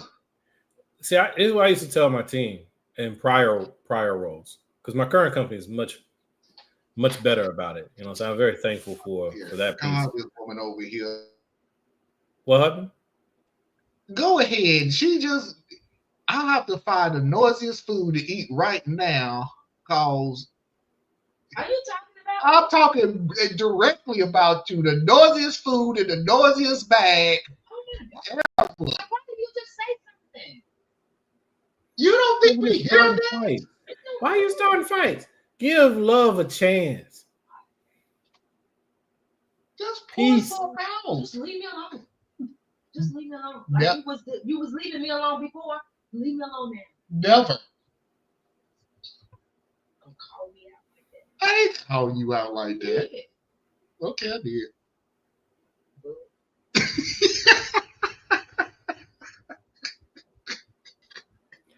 Foxy, find a way to forgive him. He just don't. Tomorrow, Father's Day, Foxy, give him some grace or something. He should have stopped. He ain't stopped. Right. You heard what you said. I'll give him some grace tomorrow. Not today. I tried to help you, bro. Nice. I'm sitting over here like abort. Pull up. But yeah. But no, I used to tell my team, guys, you know what your time off is, and people don't like when I say this, and you probably definitely won't like what I'm saying, because you and I don't agree as far as how businesses run. But if you got 2 weeks of paid time off, and some companies, your paid time off accrues, so they don't even give it all to you at first. You get like 3 days. Yeah. You get a day and a half per paycheck, but I'm like, guys, think about it. You know what your structure is. Don't use up all your time because you ain't feel like coming to work today, like me, or you just wanted to go on vacation or whatever, and use it all up, and then turn around and come to me later talking about, I got COVID, or I got the flu, or I got... So are you calling out? Because you knew what you had. Like, don't use up what you got, then come back around here talking about give me some more.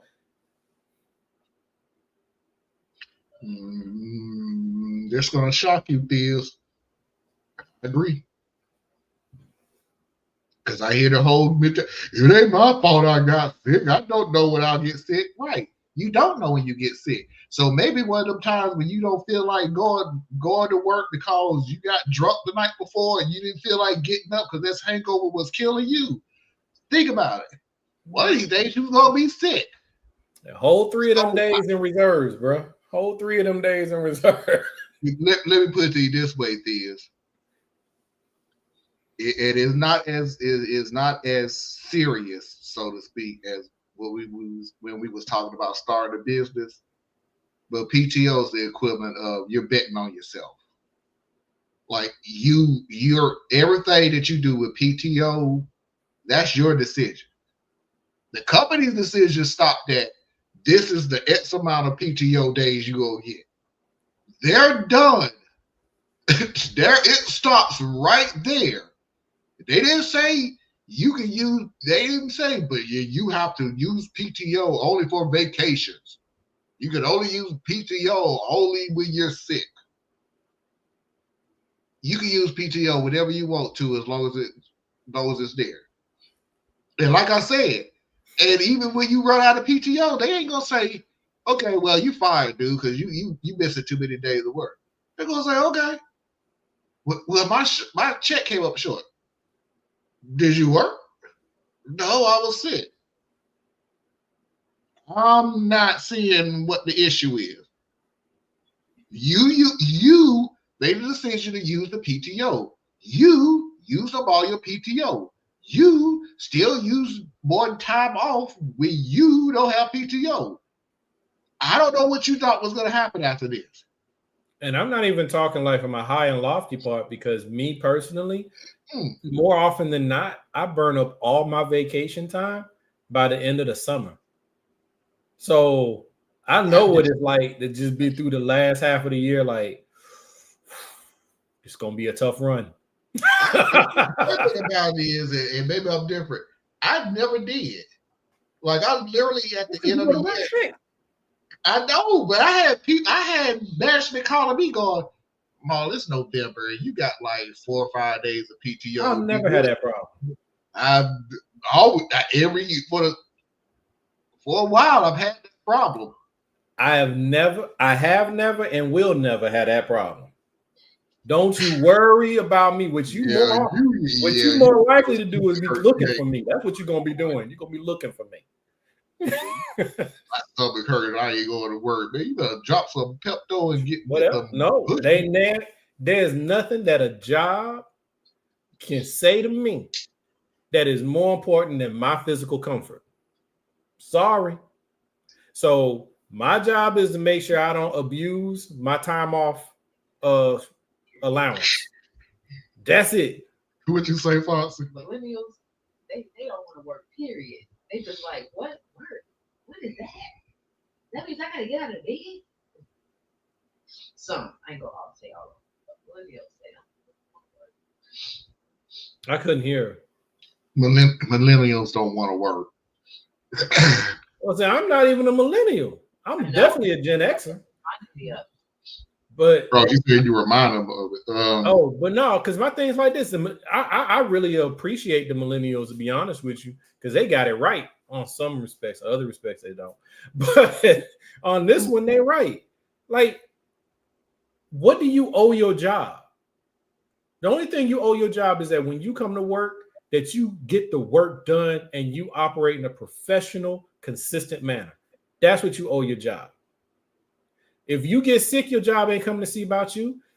If you pass away, they're not going to be like, oh, let's retire this man's jersey and never hire anybody to sit in that chair again, right? No. So I understand what Tiz is saying, but I'm strategic about my PTO.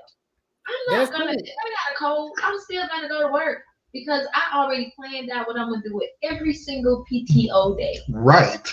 Yeah. So for people like that, it makes sense. I don't plan because I know there's no sense in me planning for vacations. I mean, I have to do it now because my wife keeps making me go places. But generally speaking, I don't plan for stuff like that because I use my PTO for my convenience. So I need to be able to be like, you know what? I shouldn't have had Taco Bell last night. It's going to be a half day. I'm going to be in at 2 o'clock. I'll be in at 2 o'clock. You should have Taco Bell any night. I mean, I'm just saying, I don't even eat Taco Bell. But what I'm saying is like anything, it could, first of all, and this, me being me, I believe in having my own calendar. So each year, I've missed it a few years. I missed it this year because of some other issues. But I take Malcolm X's birthday off. I try to take Marcus Garvey's birthday off. Juneteenth, I go to work on Juneteenth. But Malcolm and Garvey, I don't go to work on them days. Mm-hmm. I try not to anyway. Sometimes I do, but I try not to. Right? So I have extra days in my calendar that don't align with what the company gives me. That's on me. Europeans like I ain't coming. Europeans get 6 weeks off with pay. Wow. Europeans get Europeans. Well, yeah, some. Because you also got to realize something about Europeans. It's not your hire. I mean, it is, but it's also here's your contract.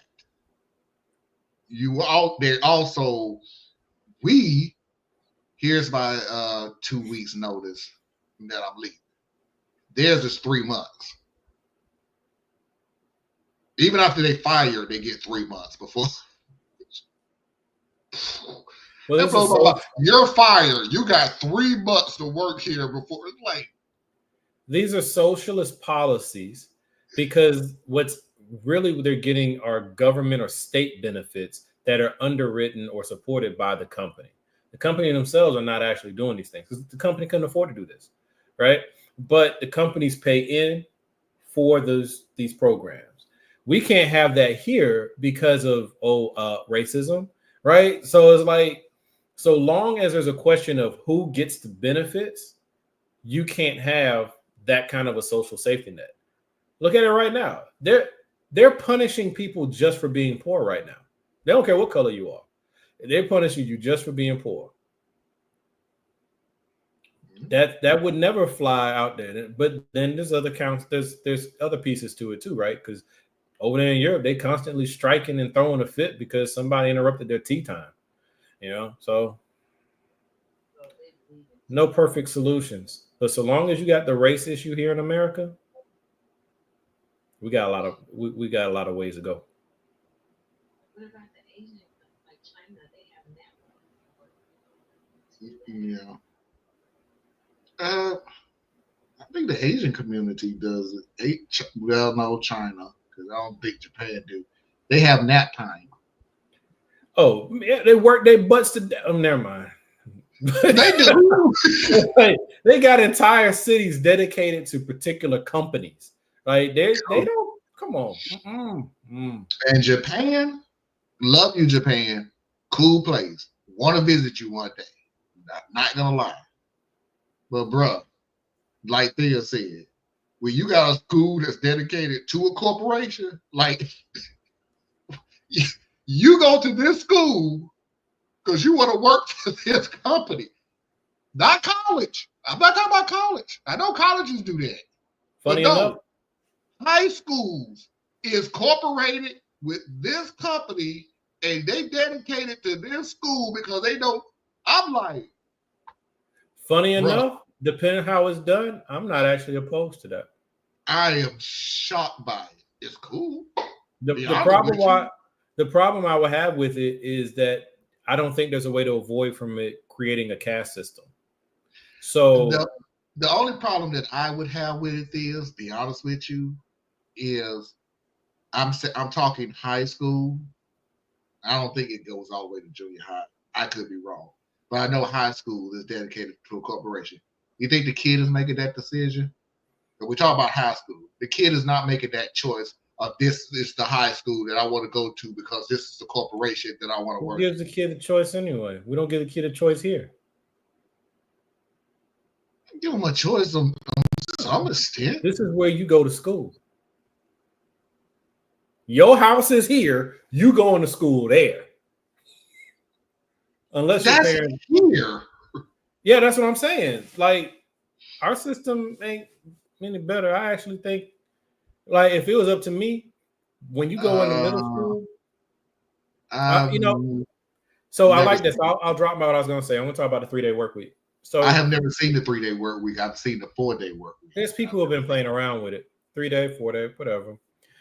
Personally, it depends on the industry, depends on what you're doing, it depends on the cash flow. There's a lot of things. Like me, I would like to have for my companies, especially once we get up to where it can be afforded pretty easily. Actually, no, just flat out how we would structure it once I start having employees. But 4-day work week, but you're paid for 5. So you got a 4-day schedule. You're paid. If I would have paid you $40,000 a year to work 5 days a week, I'm paying you $40,000 a year to work 4 days a week. And I'm not saying that you got to work 4 12s, which is what happens, right? 40 hours is what it's based on, even though you're only working 34 or 32. I don't see a problem with that. But you got to be able to structure your business accordingly. Everybody can't afford to do something like that. The only issue that I've ever had, and I always will have this issue, I don't care. I will fight anybody on it. Remote work should be a norm given across the board, especially on desk jobs that you work from home. I mean, the desk jobs that you work from the business. I think it's all about what company you work for. It's up to your company. I know. And I don't like the companies that just are we're determined that we're bringing everybody back to work. Why? You can go work for another company. Good, yes. No, I agree with you. Because like me, I have a hybrid schedule. I would prefer to have a fully remote schedule, but I don't run the company. I don't make the decisions that the company makes. And so I said, hey, company, I'm willing to give you my time and my labor in exchange for income. And the company said, okay, but here are the conditions for me to give you this income. That's the deal I struck, right? So I understand coming out of COVID, it proved that a lot of the positions that we have do not need to be in the office. In fact, you lose productivity when you bring us into the office. But that's up to the company. And that's what bothers me so much when it comes to remote, because so many studies have shown that productivity has gone up since remote learning. Remote work. Productivity has gone up. So you cannot explain to me how it's really important that you come back to the office. Explain to me why your productivity has gone up. There were companies who was making record profit from remote work. But and you're just saying, nah. But so I'm sorry. I'm so old school. I just rather be standing here staring at you. Like, dude, as much as I hate the fact that you run, your blood is green, and that's what keeps your heart going. This is a ready, built plan. Now, granted, I'm sorry, not ready, built. It came from out of nowhere. COVID. It's not that simple.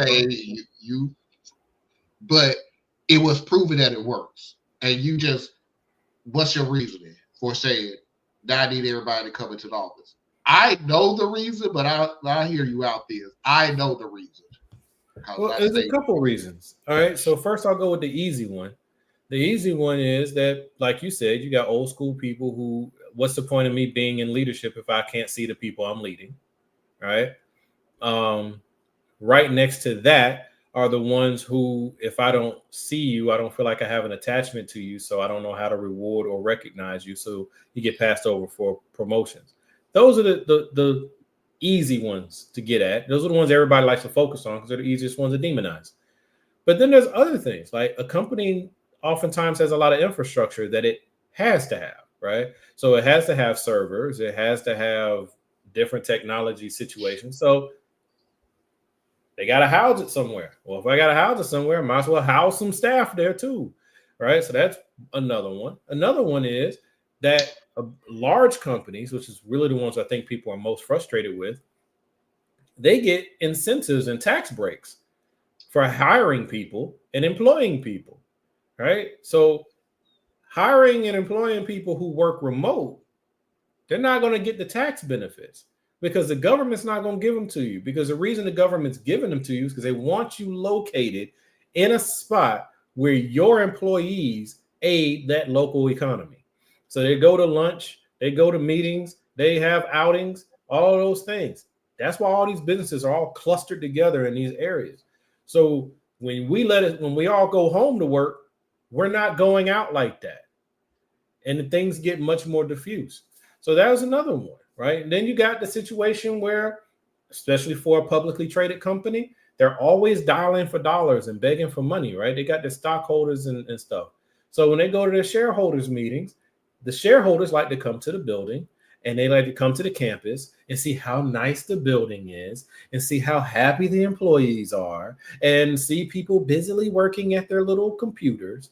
And that's what encourages them to say, oh, this is a good business. This business is actually doing well. Yes, I can see the future for this business. I'll give it more money, right? So there's so many layers and things that go into it. It's not as simple as I'm going to make them come to work because it's what I want to do.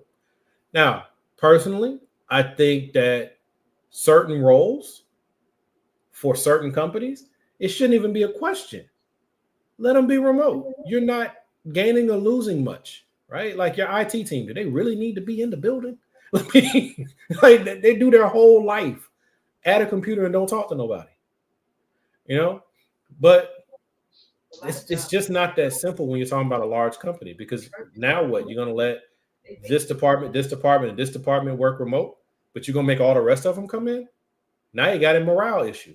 It's like there's no silver, bullet to it, given where we're coming from. We're just not built for it. This is my answer, somewhat, Tracy, but I appreciate it. And it saves the business money by renting a building. By renting a building. In my area, that was the reason why they was bringing people home. Just in my area, could be everywhere. Yeah. Because of the real estate that they had when behind the scenes type thing. You don't rent a floor in a building for 1 year and then you renew. 5 years are renewed. Sometimes it's 10 years and above. Mm-hmm. So now you're looking at, okay, we got all this real estate. Because the real estate is going to be determined on the people that you're going to have in the building. So we need to have enough room for everybody to work comfortably in the building. Now we don't have anybody in the building. So yeah, we are stuck with this lease that we're still paying on to house people who ain't even here. Mm-hmm. So at the very least, can we pretend that we got enough room for these people to come and work? And some of them did. Most of them, I'll never forget the one dude that went, I'm never coming back. Now, he had the power to say that. There's a lot of people who made that call. He had the power to say that, like, I ain't never come back in the office ever. As a matter of fact, let me make it perfectly clear. Let me move to another state to prove to you I'm not ever coming back to the office. Period, point blank, this conversation is over. Oh, he got coming back. Huh? You're terminated. No, he had enough power to say that. He was. They was. Oh, so he's an exec in the industry that I was working in. You when somebody make you more money than anything. Yeah, so that's different. That's different. We're talking about workers. Yeah, regular workers. No, you can't say that. I'm not coming to work. Okay. You won't have work to come to. Don't worry about it. Well, I'll meet you halfway, brother. We'll send you a box to send us back our computer. Thank you. Yep. And working remote. This is for you, there. The working remotely will allow me not to share a bathroom. I really like that one. I do not like. I mean, I try not to use the restrooms, period. But I mean, in my office building, very well kept. But I don't like being around these folks because these folks, they ain't washing their hands, man. You know what I'm saying? I don't like that. And then I'm also different because, like I told you, if I'm not coming to work if I don't feel right. In fact, I've driven an hour and a half home because I don't feel right. Okay, so I just don't understand how you left your comfortable house with your familiar restroom and came to work to do that. That's nasty. To me, that's nasty. You know what I'm saying? If you go to the bathroom at work, it's to pee. If you squatting, that's nasty. You need to re-regulate your system. Train your body to go before you go and when you get home. Pooping every day at work and stinking rot butt. Mafia video of the week.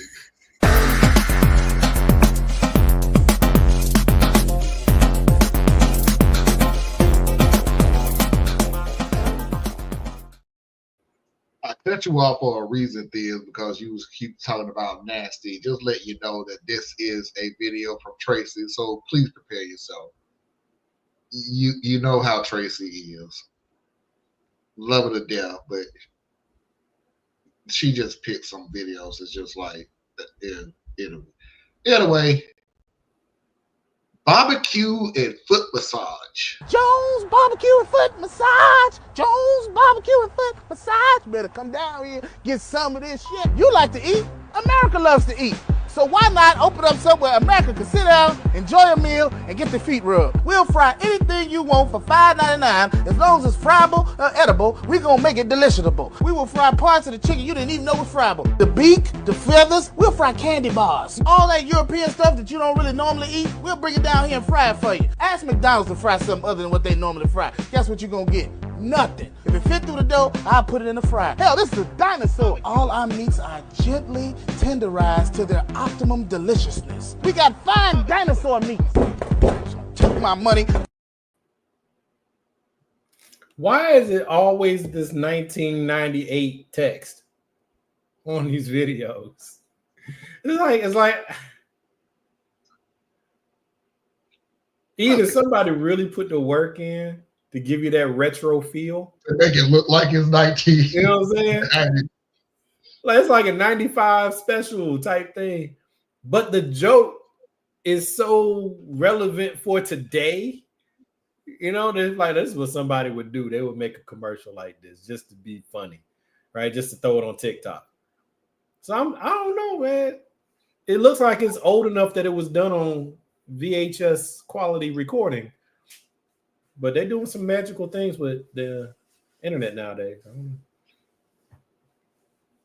One thing and then one story. And I don't think I hope Foxy was with me when I tell you this story. One, if I walk into any establishment, food establishment, I should say, and I'm seeing somebody naked feet sitting there being rubbed by somebody else, dude, I'm moonwalking out the dang front door as quick as I walked back in. What if? What if? There will never be a what if. What if the person rubbing the feet is not the same one that brings the food? I don't care, because here's the second part of the story that I had.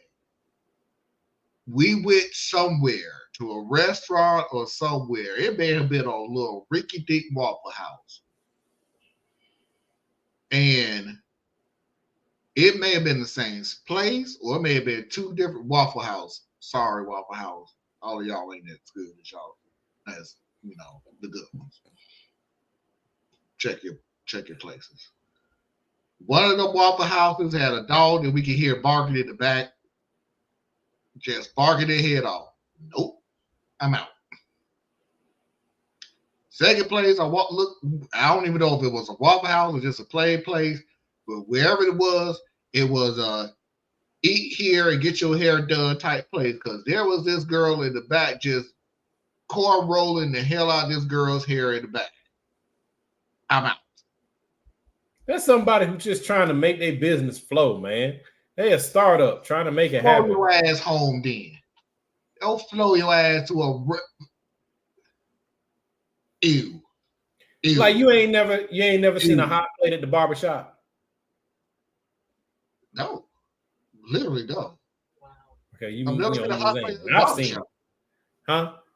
I've never seen a hot plate at a barbershop. No, you got the hood spot. And then in the back, somebody bring out a hot plate. Not like a hot plate, but like a styrofoam plate of food. Man, you can get food. Okay. I guess. Now, funny thing about it, you say that because we was talking about it the other day. At a club, yes. And that's the other thing I was going to say. Like you were talking about somebody rubbing some feet and food, and that's just no, we can't do that. But I'm like, you ain't never been to a strip club? Well, you got somebody got somebody who's just completely busting it wide open, and you got hot wings. I'm sorry, I am not eating at your strip club. You can take it. Fire wings, man. You can take it how like the fuck you want to take it. But I am not eating your food at a strip club. Man, they got some good cooking up that I remember anyway. I will take your word for it. Been a long time. Gas station, what's the difference? And you got less of a chance of there being food, hair in your food at a strip club than you do at a regular restaurant. No, I have more of a chance. No, you got far less of a chance. What's the problem? But my thought, them ladies be smooth, clean. My thought process no will hair. not allow me to eat at a strip joint. It just it won't. It won't do it. You might get some glitter on your food. That could happen. And that's one I was thinking baby oil taste. I can't do it. Well, man, the stripper ain't bringing you your food. If she I don't know where she is. That's a different level strip club right there. Well, she got to dance and wait tables. That's we don't know how. Look, we don't know. She's a waitress, and in 1 minute the waitress will drop the food off, and we're calling up Cherry, and then she just runs up. I ain't never seen that. Right here. You got the dancer girls, and then you got the food service girls. Or it could be this one of the same. Nah, I ain't seen that one. I don't go to them kind of places. I don't go to none of them places. I don't go. Y'all hear me? You hear me? You hear me, internet people? I don't go. I ain't been in a minute, so sorry. I'll take your word for it. I don't want to go now because, like, man, my big old age, man, no, please. I can't turn off my dad mode. I just be like, oh, who failed you? I don't want to go to no strip joint. I don't want to go to no club. Oh, clubs they're too loud. That's for young people. Let them have it. I mean, you have your reasoning. Mine is, I do not feel like having to walk from one part of the area to the other part and bouncing and touching 20, 30 people before I get to the other part. I am tired of this. When I was younger, cool. It was no big deal. Yeah. But now, like, no, man. Well, see, you go through your phases. So, like, you go through your club. Your club/strip club is a phase. And then you go, now the phase that we're at, it's not even like lounges. Like, I've exited lounges. Lounges was like in my 30s and early 40s.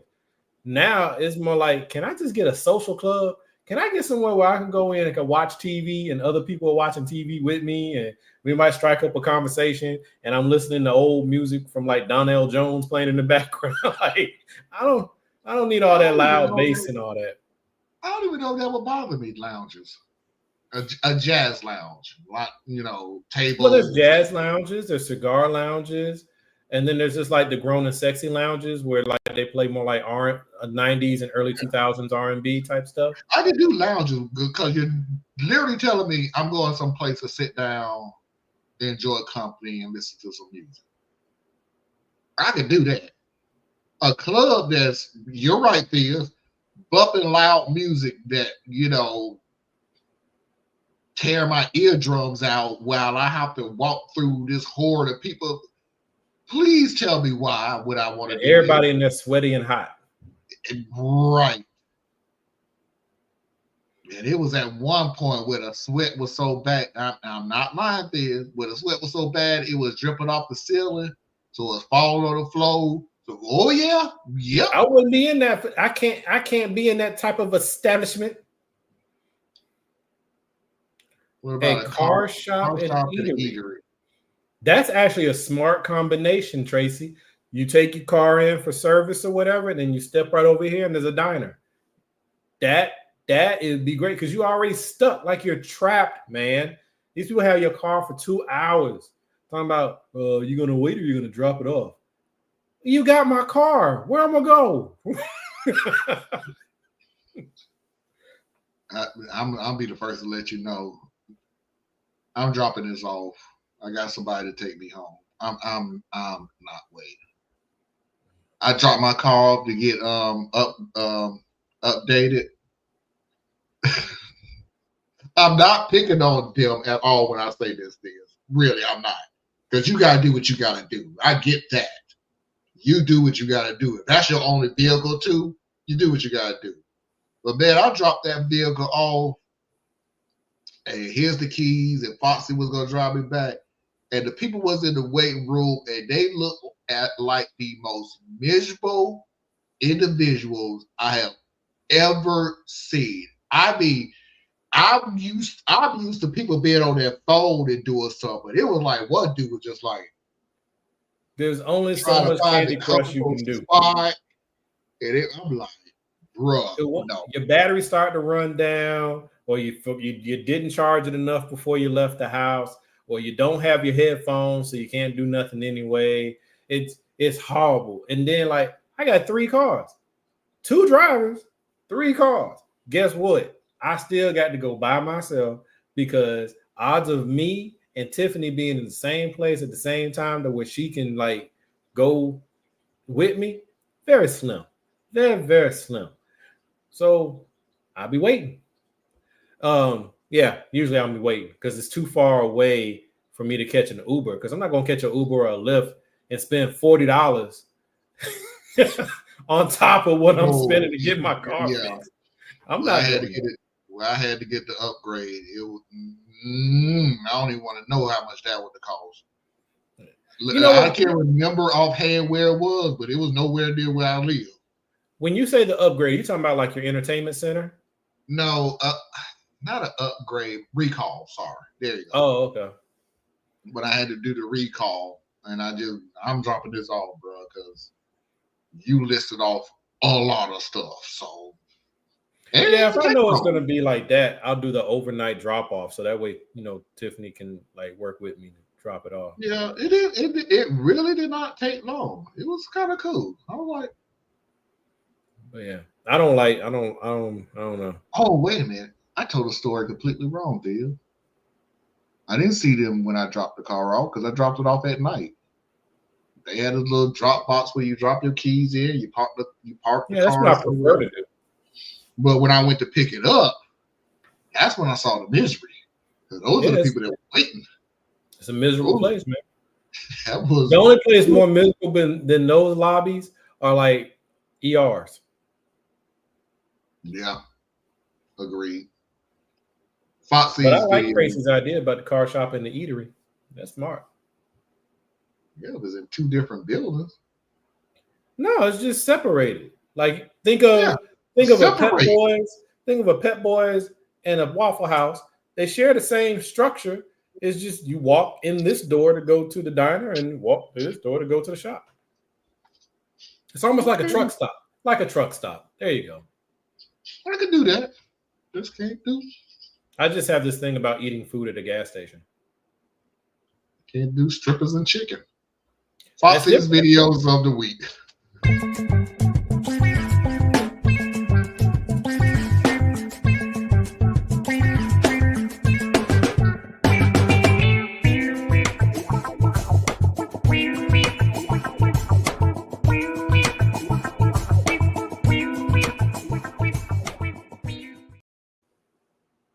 First video of the night. I'm not going to take all of us down because a lot of these are real short. Sure, why not? Milk to the left. Take a step of faith. Pray once this time. On the devil, let's stomp. On temptation, let's stomp. Bible slide real smooth. Now praise and shout. Woo! This came from Tracy, didn't it?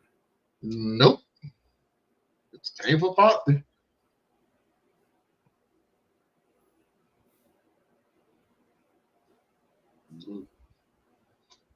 Why not? I'm not even finna fight this or come up with that. Okay. Did he say stomp on the devil and then stomp on tradition? Temptation. Okay.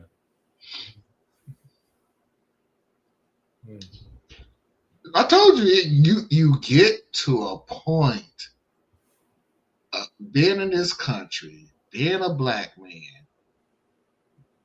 you just like, okay, you know, I have no more words, so Cool. Just pray it out. Yep. No. All these from Foxy, including this next one, which I know things you've never seen before, but I've seen it one time. It's not me. Guys, I am begging you, please stop tagging me in this video, okay? The amount of people that have sent me this video this week is unfathomable. I don't even look like this guy, okay?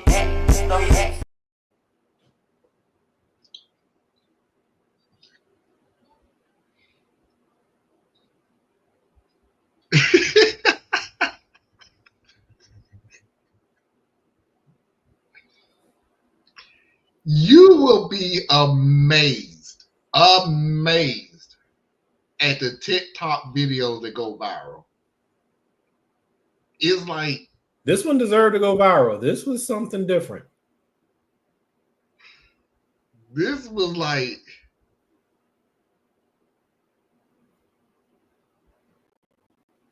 I'm sorry. That was disturbing. It was. But it was oddly entertaining, yet disturbing. Like I just don't know how to feel about it. I just don't know. I'm definitely gonna erase the sure why not, but I'm gonna play that for Anna tomorrow. So I'm gonna hold on to that book because I think she would like it. But now to irk this. Use the word blank. I don't never have my hand raised. Can you please use the word wafer in a sentence? Bucci told me she was on her way to the mall because Victoria's Secret was having a sale. I said, bitch, wait for me because I'm going to, like, I want to catch that sale. Tumor. Use the word tumor in a sentence. I got 2 more minutes in this class with you and I cannot wait till I go. Really? 2 more. 2 more. That's it. You can do this one. It's easy. Disney. Use the word Disney in a sentence. I think I need to go to the doctor because Disney be hurting a little bit. Disney don't give me no problem, but Disney right here, it be hurting and I don't even be doing that. Last one.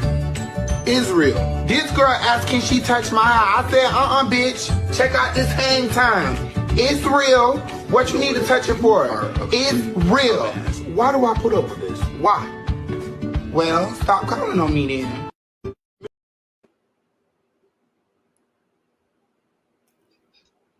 I'm too serious for this type of humor. I'm sorry. I know. Yeah, the best part of that video was the end when she said, well, stop calling on me then. Look, okay.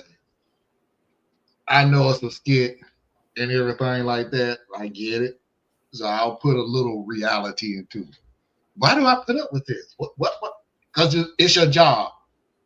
You chose the job. These kids are different. And you still chose the job. You can't say that no more. You still chose the job. No. These kids were different before you got the job. They look like a pretty young dude. You chose the job. Just like everything else is, if you don't like it, go somewhere else. No. This is one of those professions that I can't ride with you on that one. This is the one profession where if you don't like the job, you got to stay. No, it's not. Not what you literally tell me on every other thing. If you don't like it here, go do something else. Okay, what's different with this? The difference in this is that there's so many things going on. We need teachers, and these teachers are having to deal with these kids who have not been parented, who have not been raised.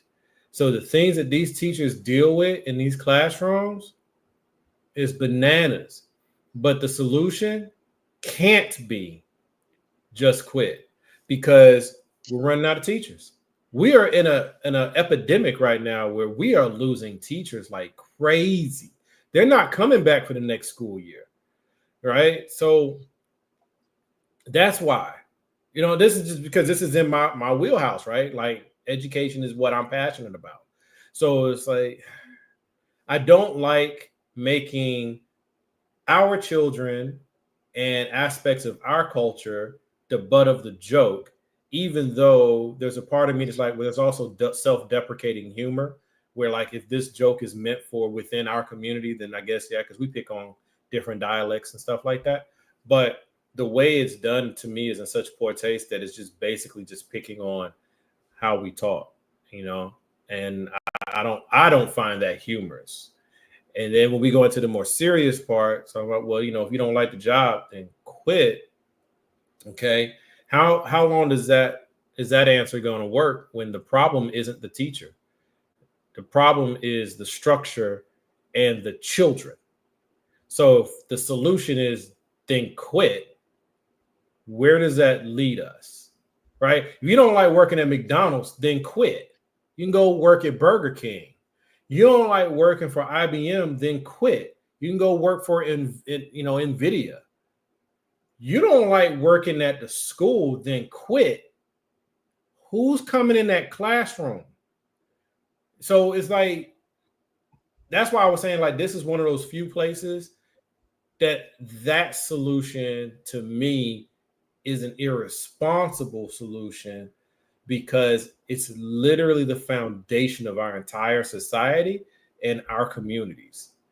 Whatever community you're a part of, school is the foundation of it. So we're failing these kids because they're not being parented well. And then we're failing the kids again because poorly parented children are running the teachers out of the job. What society? And then it's cool for a lot of us to just be like, well, that's what it is. Okay, well, what are we going to do?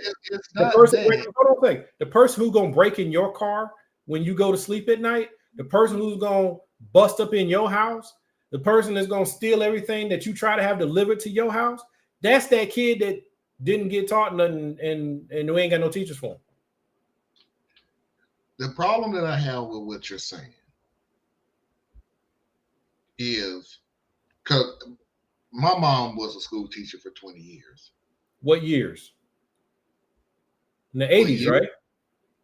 Yeah. That ain't these kids. Well, no, I'll tell you, I don't care how hard your community was. I don't care how like, remember, we had some tough stuff going on. Like, kids are tough. Take that same thing, but you move it up 40 years into this nonsense. These kids ain't fighting. These kids are shooting. Kids were shooting.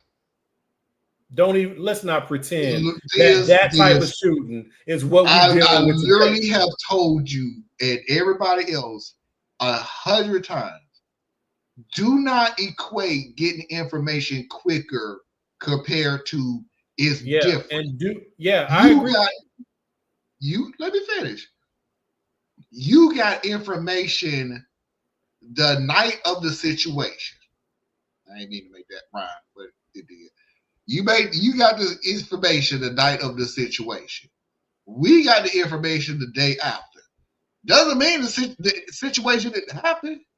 Didn't mean there was no school shooting at the school. It just means that we didn't get the information out to everybody to know. It was pretty freaking bad when I'm sitting there. Wait a minute, let me finish. It was pretty freaking bad when I'm seeing some dude throw a girl off a balcony. I saw this. It was bad.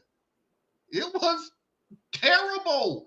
I've seen this. I've seen gang-related triple, quadruple, 5-on-1 double teams. It was that bad. I'm sorry. It just would not make the news because at the high school that I went to, sorry, and I'm not going to tell the high school because obviously it's gotten a lot better. And my granddaughter go there, so you're not going to touch her. But it has gotten better. But it was bad. I'm not saying it wasn't. And I do not want school teachers to quit. But I do see and understand the rate of burnout.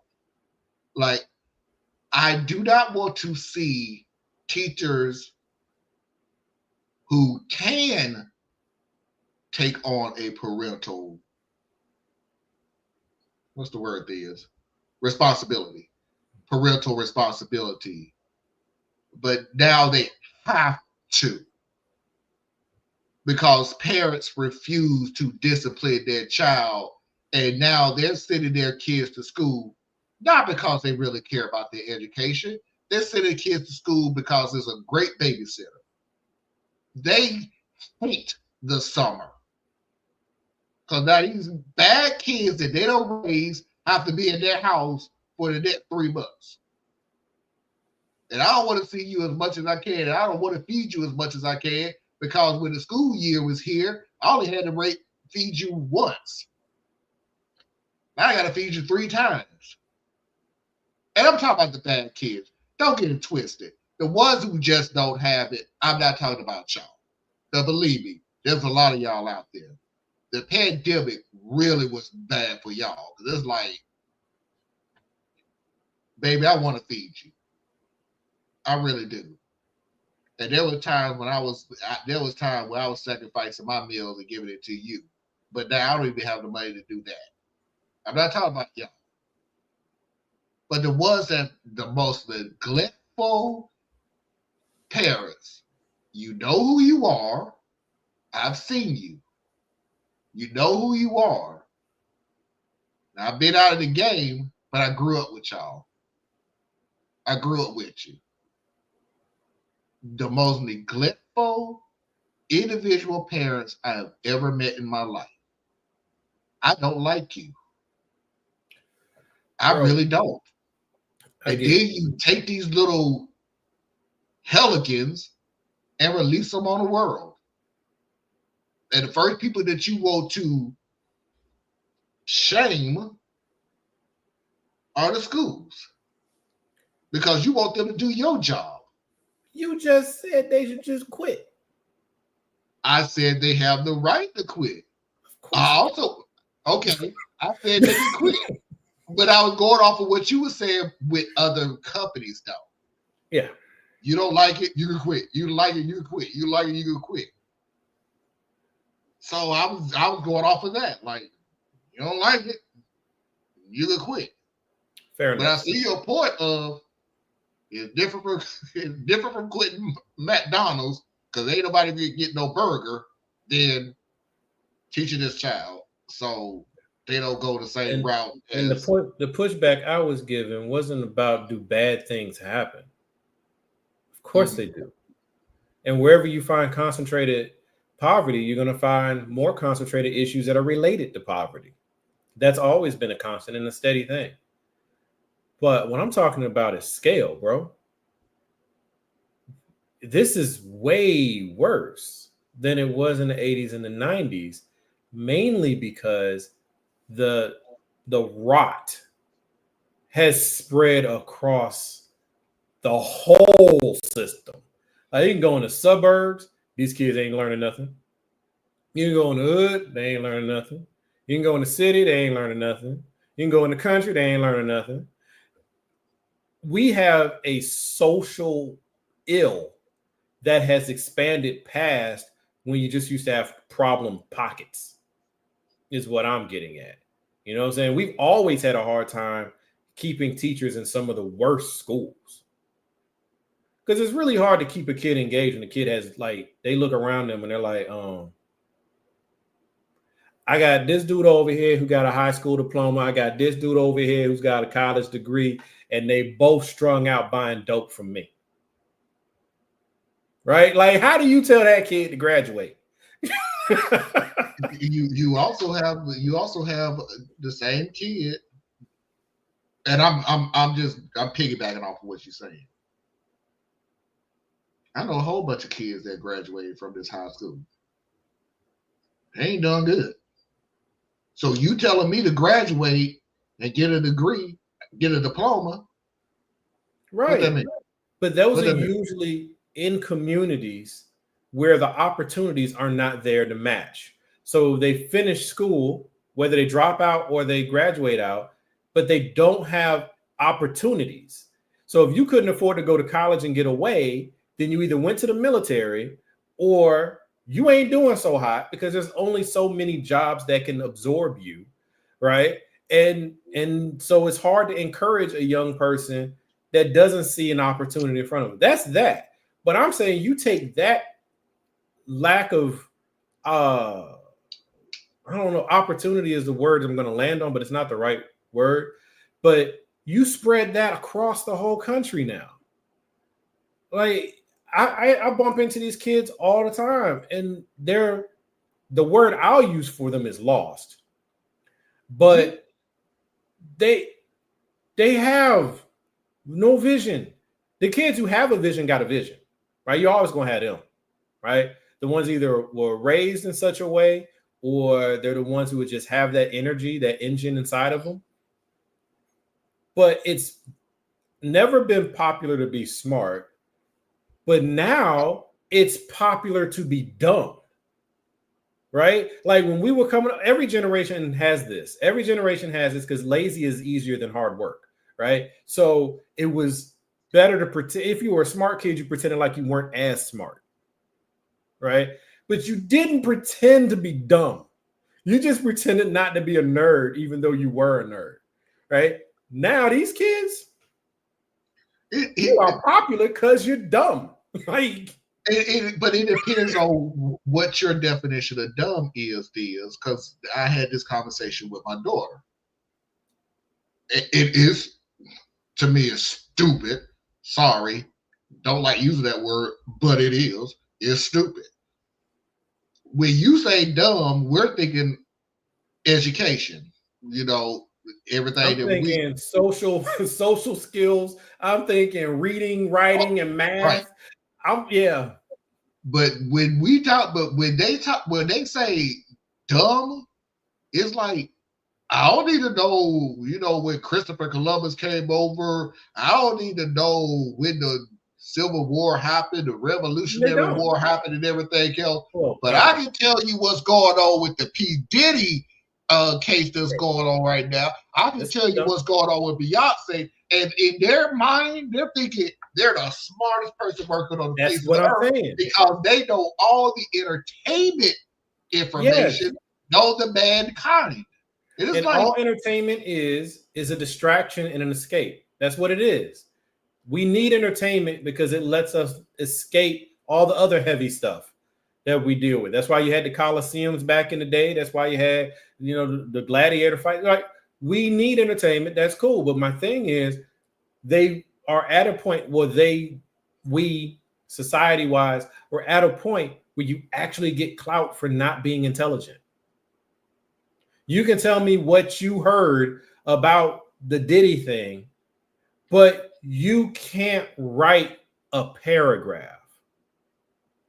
You can't write a one-page essay. You can't read out loud. You can't spell at a 6th grade level. And you don't even try to hide it. Like it used to be, you would try to hide the fact that I struggle in these areas. Now they're like, man, I can't read that shit. Like it's difficult. What's that gonna do for me? And that's why I always fight back on kids that do this. I mean, it's rare now, but I always fight kids. But I got grandkids coming up now, so I will fight you to the end on it. What they got to do with me? They ain't got nothing to do with me. Neither is a P. Diddy case. What they got to do with you? That ain't got absolutely nothing to do with you. You don't know P. Diddy. P. Diddy don't know you. You don't know anything. Never care a lick about you. You don't know anything about this. And I guarantee you by the end of next month or whatever, this whole thing will be over and you'll move on to the next thing that has nothing to do with you. Meanwhile, you got a test to do. How many times have you read through that book? None. Okay. That has something to do with you and only you, but you rather waste your time with stuff that has absolutely, positively, 100% nothing to do with you. And what I think, and I'm 100% with you there, what I think is here's where we move to the next phase, though. So that young person is like, man, what does it got to do with me, right? Man, you know what I'm saying? Yeah, and they just slack-jawed and lazy. But the main thing is they're not engaged. So you interested in this whole P. Diddy case? Man, have you seen how much money his lawyer's making? Oh yeah, I'm going. You see what I'm saying? Like, shift the argument over there. You see how much money this dude making? Now, Puffy about to lose all his stuff. He about to lose his freedom. Okay. Oh, I mean, I'll break it down. Like, I would break it down so much as like, man, you know, those, you know, just to lower their standards, because I know what you're saying, and I agree with you. But I would lower the expectation on that. Man, you know, those cameras gotta be in that courtroom all day. Good Lord, how much they get paid to just sit there and just take pictures or sit there and record and everything. Woo.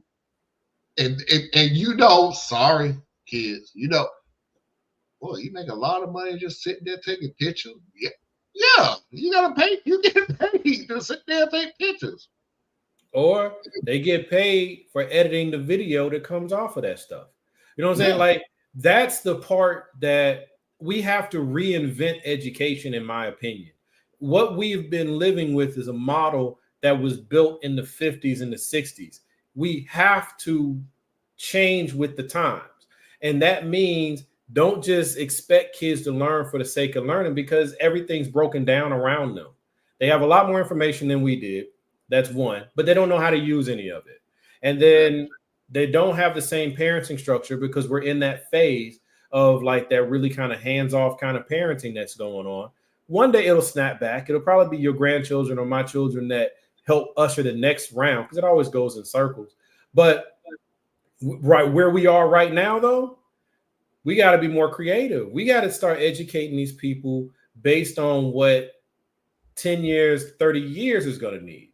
And that means instead of just handing them a math workbook, you supplement that with how they put that math to work in their real life, right? These kids are moved by flashy things and easy things, but they think the only thing that's flashy and easy is being the person in front of the camera, not understanding that the person behind the camera does a lot less work and gets paid just about as good as far as that is concerned, right? The person behind the camera ain't got to learn no lines. They got a different set of rules that they have to follow, which are intricate and important, but it's a different thing. But a lot of our young people, they don't even know that that's a career. They don't understand that you playing video games all day, you're not learning anything from playing video games all day. But what you are, though, is more comfortable with how technology is moving. And now, how is that going to move into what you might want to do? You might be a programmer. You might be a data scientist. You might be a data engineer. Like, we have to come at it, you know, a different way. But we're not. And instead, what we're doing is we're running our teachers off, because these are millennial teachers. They're not putting up with this. You know what I'm saying? They're not. Millennial and Gen X not going to sit. I mean, not Gen X. Millennial and Gen Z. Those are the ones trying to be teachers right now. They're not putting up with this. And these kids are literally trying to fight the teachers and fight each other. Literally. You know, we got third grade teachers being like, yeah, I can't even do it, man. That kid put his hands on me one more time, I might snap. Right? So it's like we have a total breakdown. We got a parenting breakdown. We got a social breakdown. We got a political breakdown. We got an economic breakdown. And the ones who are being forced to deal with all of that are the kids. So I'm like, we got to be more creative how we come at it. But we'll see. All right, 2 more videos. Let's get on ahead and get on up out of here. We had things talking about we got to keep these things at 2 hours. We already. I thought we were going to do it, but you had more videos. I know. But I got 2 videos, and I don't know which one you're going to enjoy the most. So I want to play both of them because you're not going to be here tomorrow. The world needs more gentlemen. I know a lot of people feel as though they're not gentlemen anymore. Fear not, I saw this building and it said gentlemen's club on it. And ladies, there was a line wrapped around the building. And it was just so beautiful to see all these men late at night going to work on themselves in this new community that they found. That's like probably teaching them how to pull out chairs, you know, like push them in for their ladies and like open doors, you know, listening to women, you know, like respectful. Like, it was so beautiful to see. And so I just think that we shouldn't be discouraged. Gentlemanism is on the rise. And like, I saw it firsthand. And I saw, once I started driving down the street, I saw like so many of them. Like, they're popping up everywhere. It's like Pilates for men now. I love it. It's so beautiful. What's wild about this is that young lady is incredibly intelligent to craft this level of like sarcasm and irony in it. But the people who are going to be watching it, I don't have a lot of faith that a lot of them won't think she's serious. Because gentleman's club is like an old term. I think there are people not intelligent enough to think, oh, yeah, she's right. And then like, hey, girl, did you hear they have gentlemen's club where they teach men how to be gentlemen? All right. And ladies' night is when, you go in and all the guys sit down and listen to you, impart your wisdom to them. My part is this is the first time I heard it all the way through. You know I hate sloganism. You got dog it if she didn't say gentlemanism is on the rise. Yeah. Dog it. What? Don't do that. Just making up words. Don't do that. Anyway, just to keep this train going so we can get out of here. Last video of the night. If you haven't already, please go ahead and hit that like button. I truly appreciate it. It does help the channel to grow. Things you won't be here tomorrow, but this is for you, my man. Father's Day at Red Robin's. Hey, Daddy, are you gonna come to Red Robin this Father's Day? That's right. You forgot to pull out? Now you get to eat out. All daddies get one free meal this Father's Day. Fuck them kids. This day is about you, Daddy. Only at Red Robin.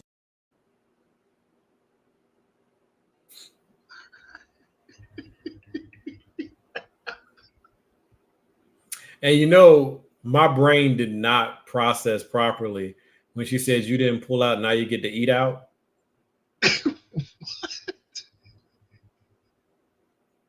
And I'm sitting here like, it's the wrong order. It's the wrong order. Okay. No. It's the wrong order. It's not the way you do this. This is not the right thing. I did not know where you was going with this, but now I wish you didn't say it at all. Oh, ew, ew, ew. Oh. Yeah, play it again to yourself when I'm not around. And you'll hear it. You didn't pull out, so now you get to eat out. That's backwards. Yeah, it's the perfect hat on. I think he had a Niners hat on. Isn't she a Niners fan? Hold on, let me see. Yeah, he did. Yeah, he did.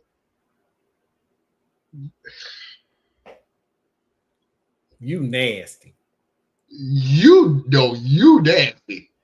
If my mind did not go there at all. I didn't do that video. Yuck. Ew, Thea, tell everybody where you can find you. I gotta get off this. God, dog. You can find me right here at Saturday Night Vibes. Don't even look for me at Complex Mind right now. I'm right here at Saturday Night Vibes, Radical Truth Power. That's where you can find me. It's all on him.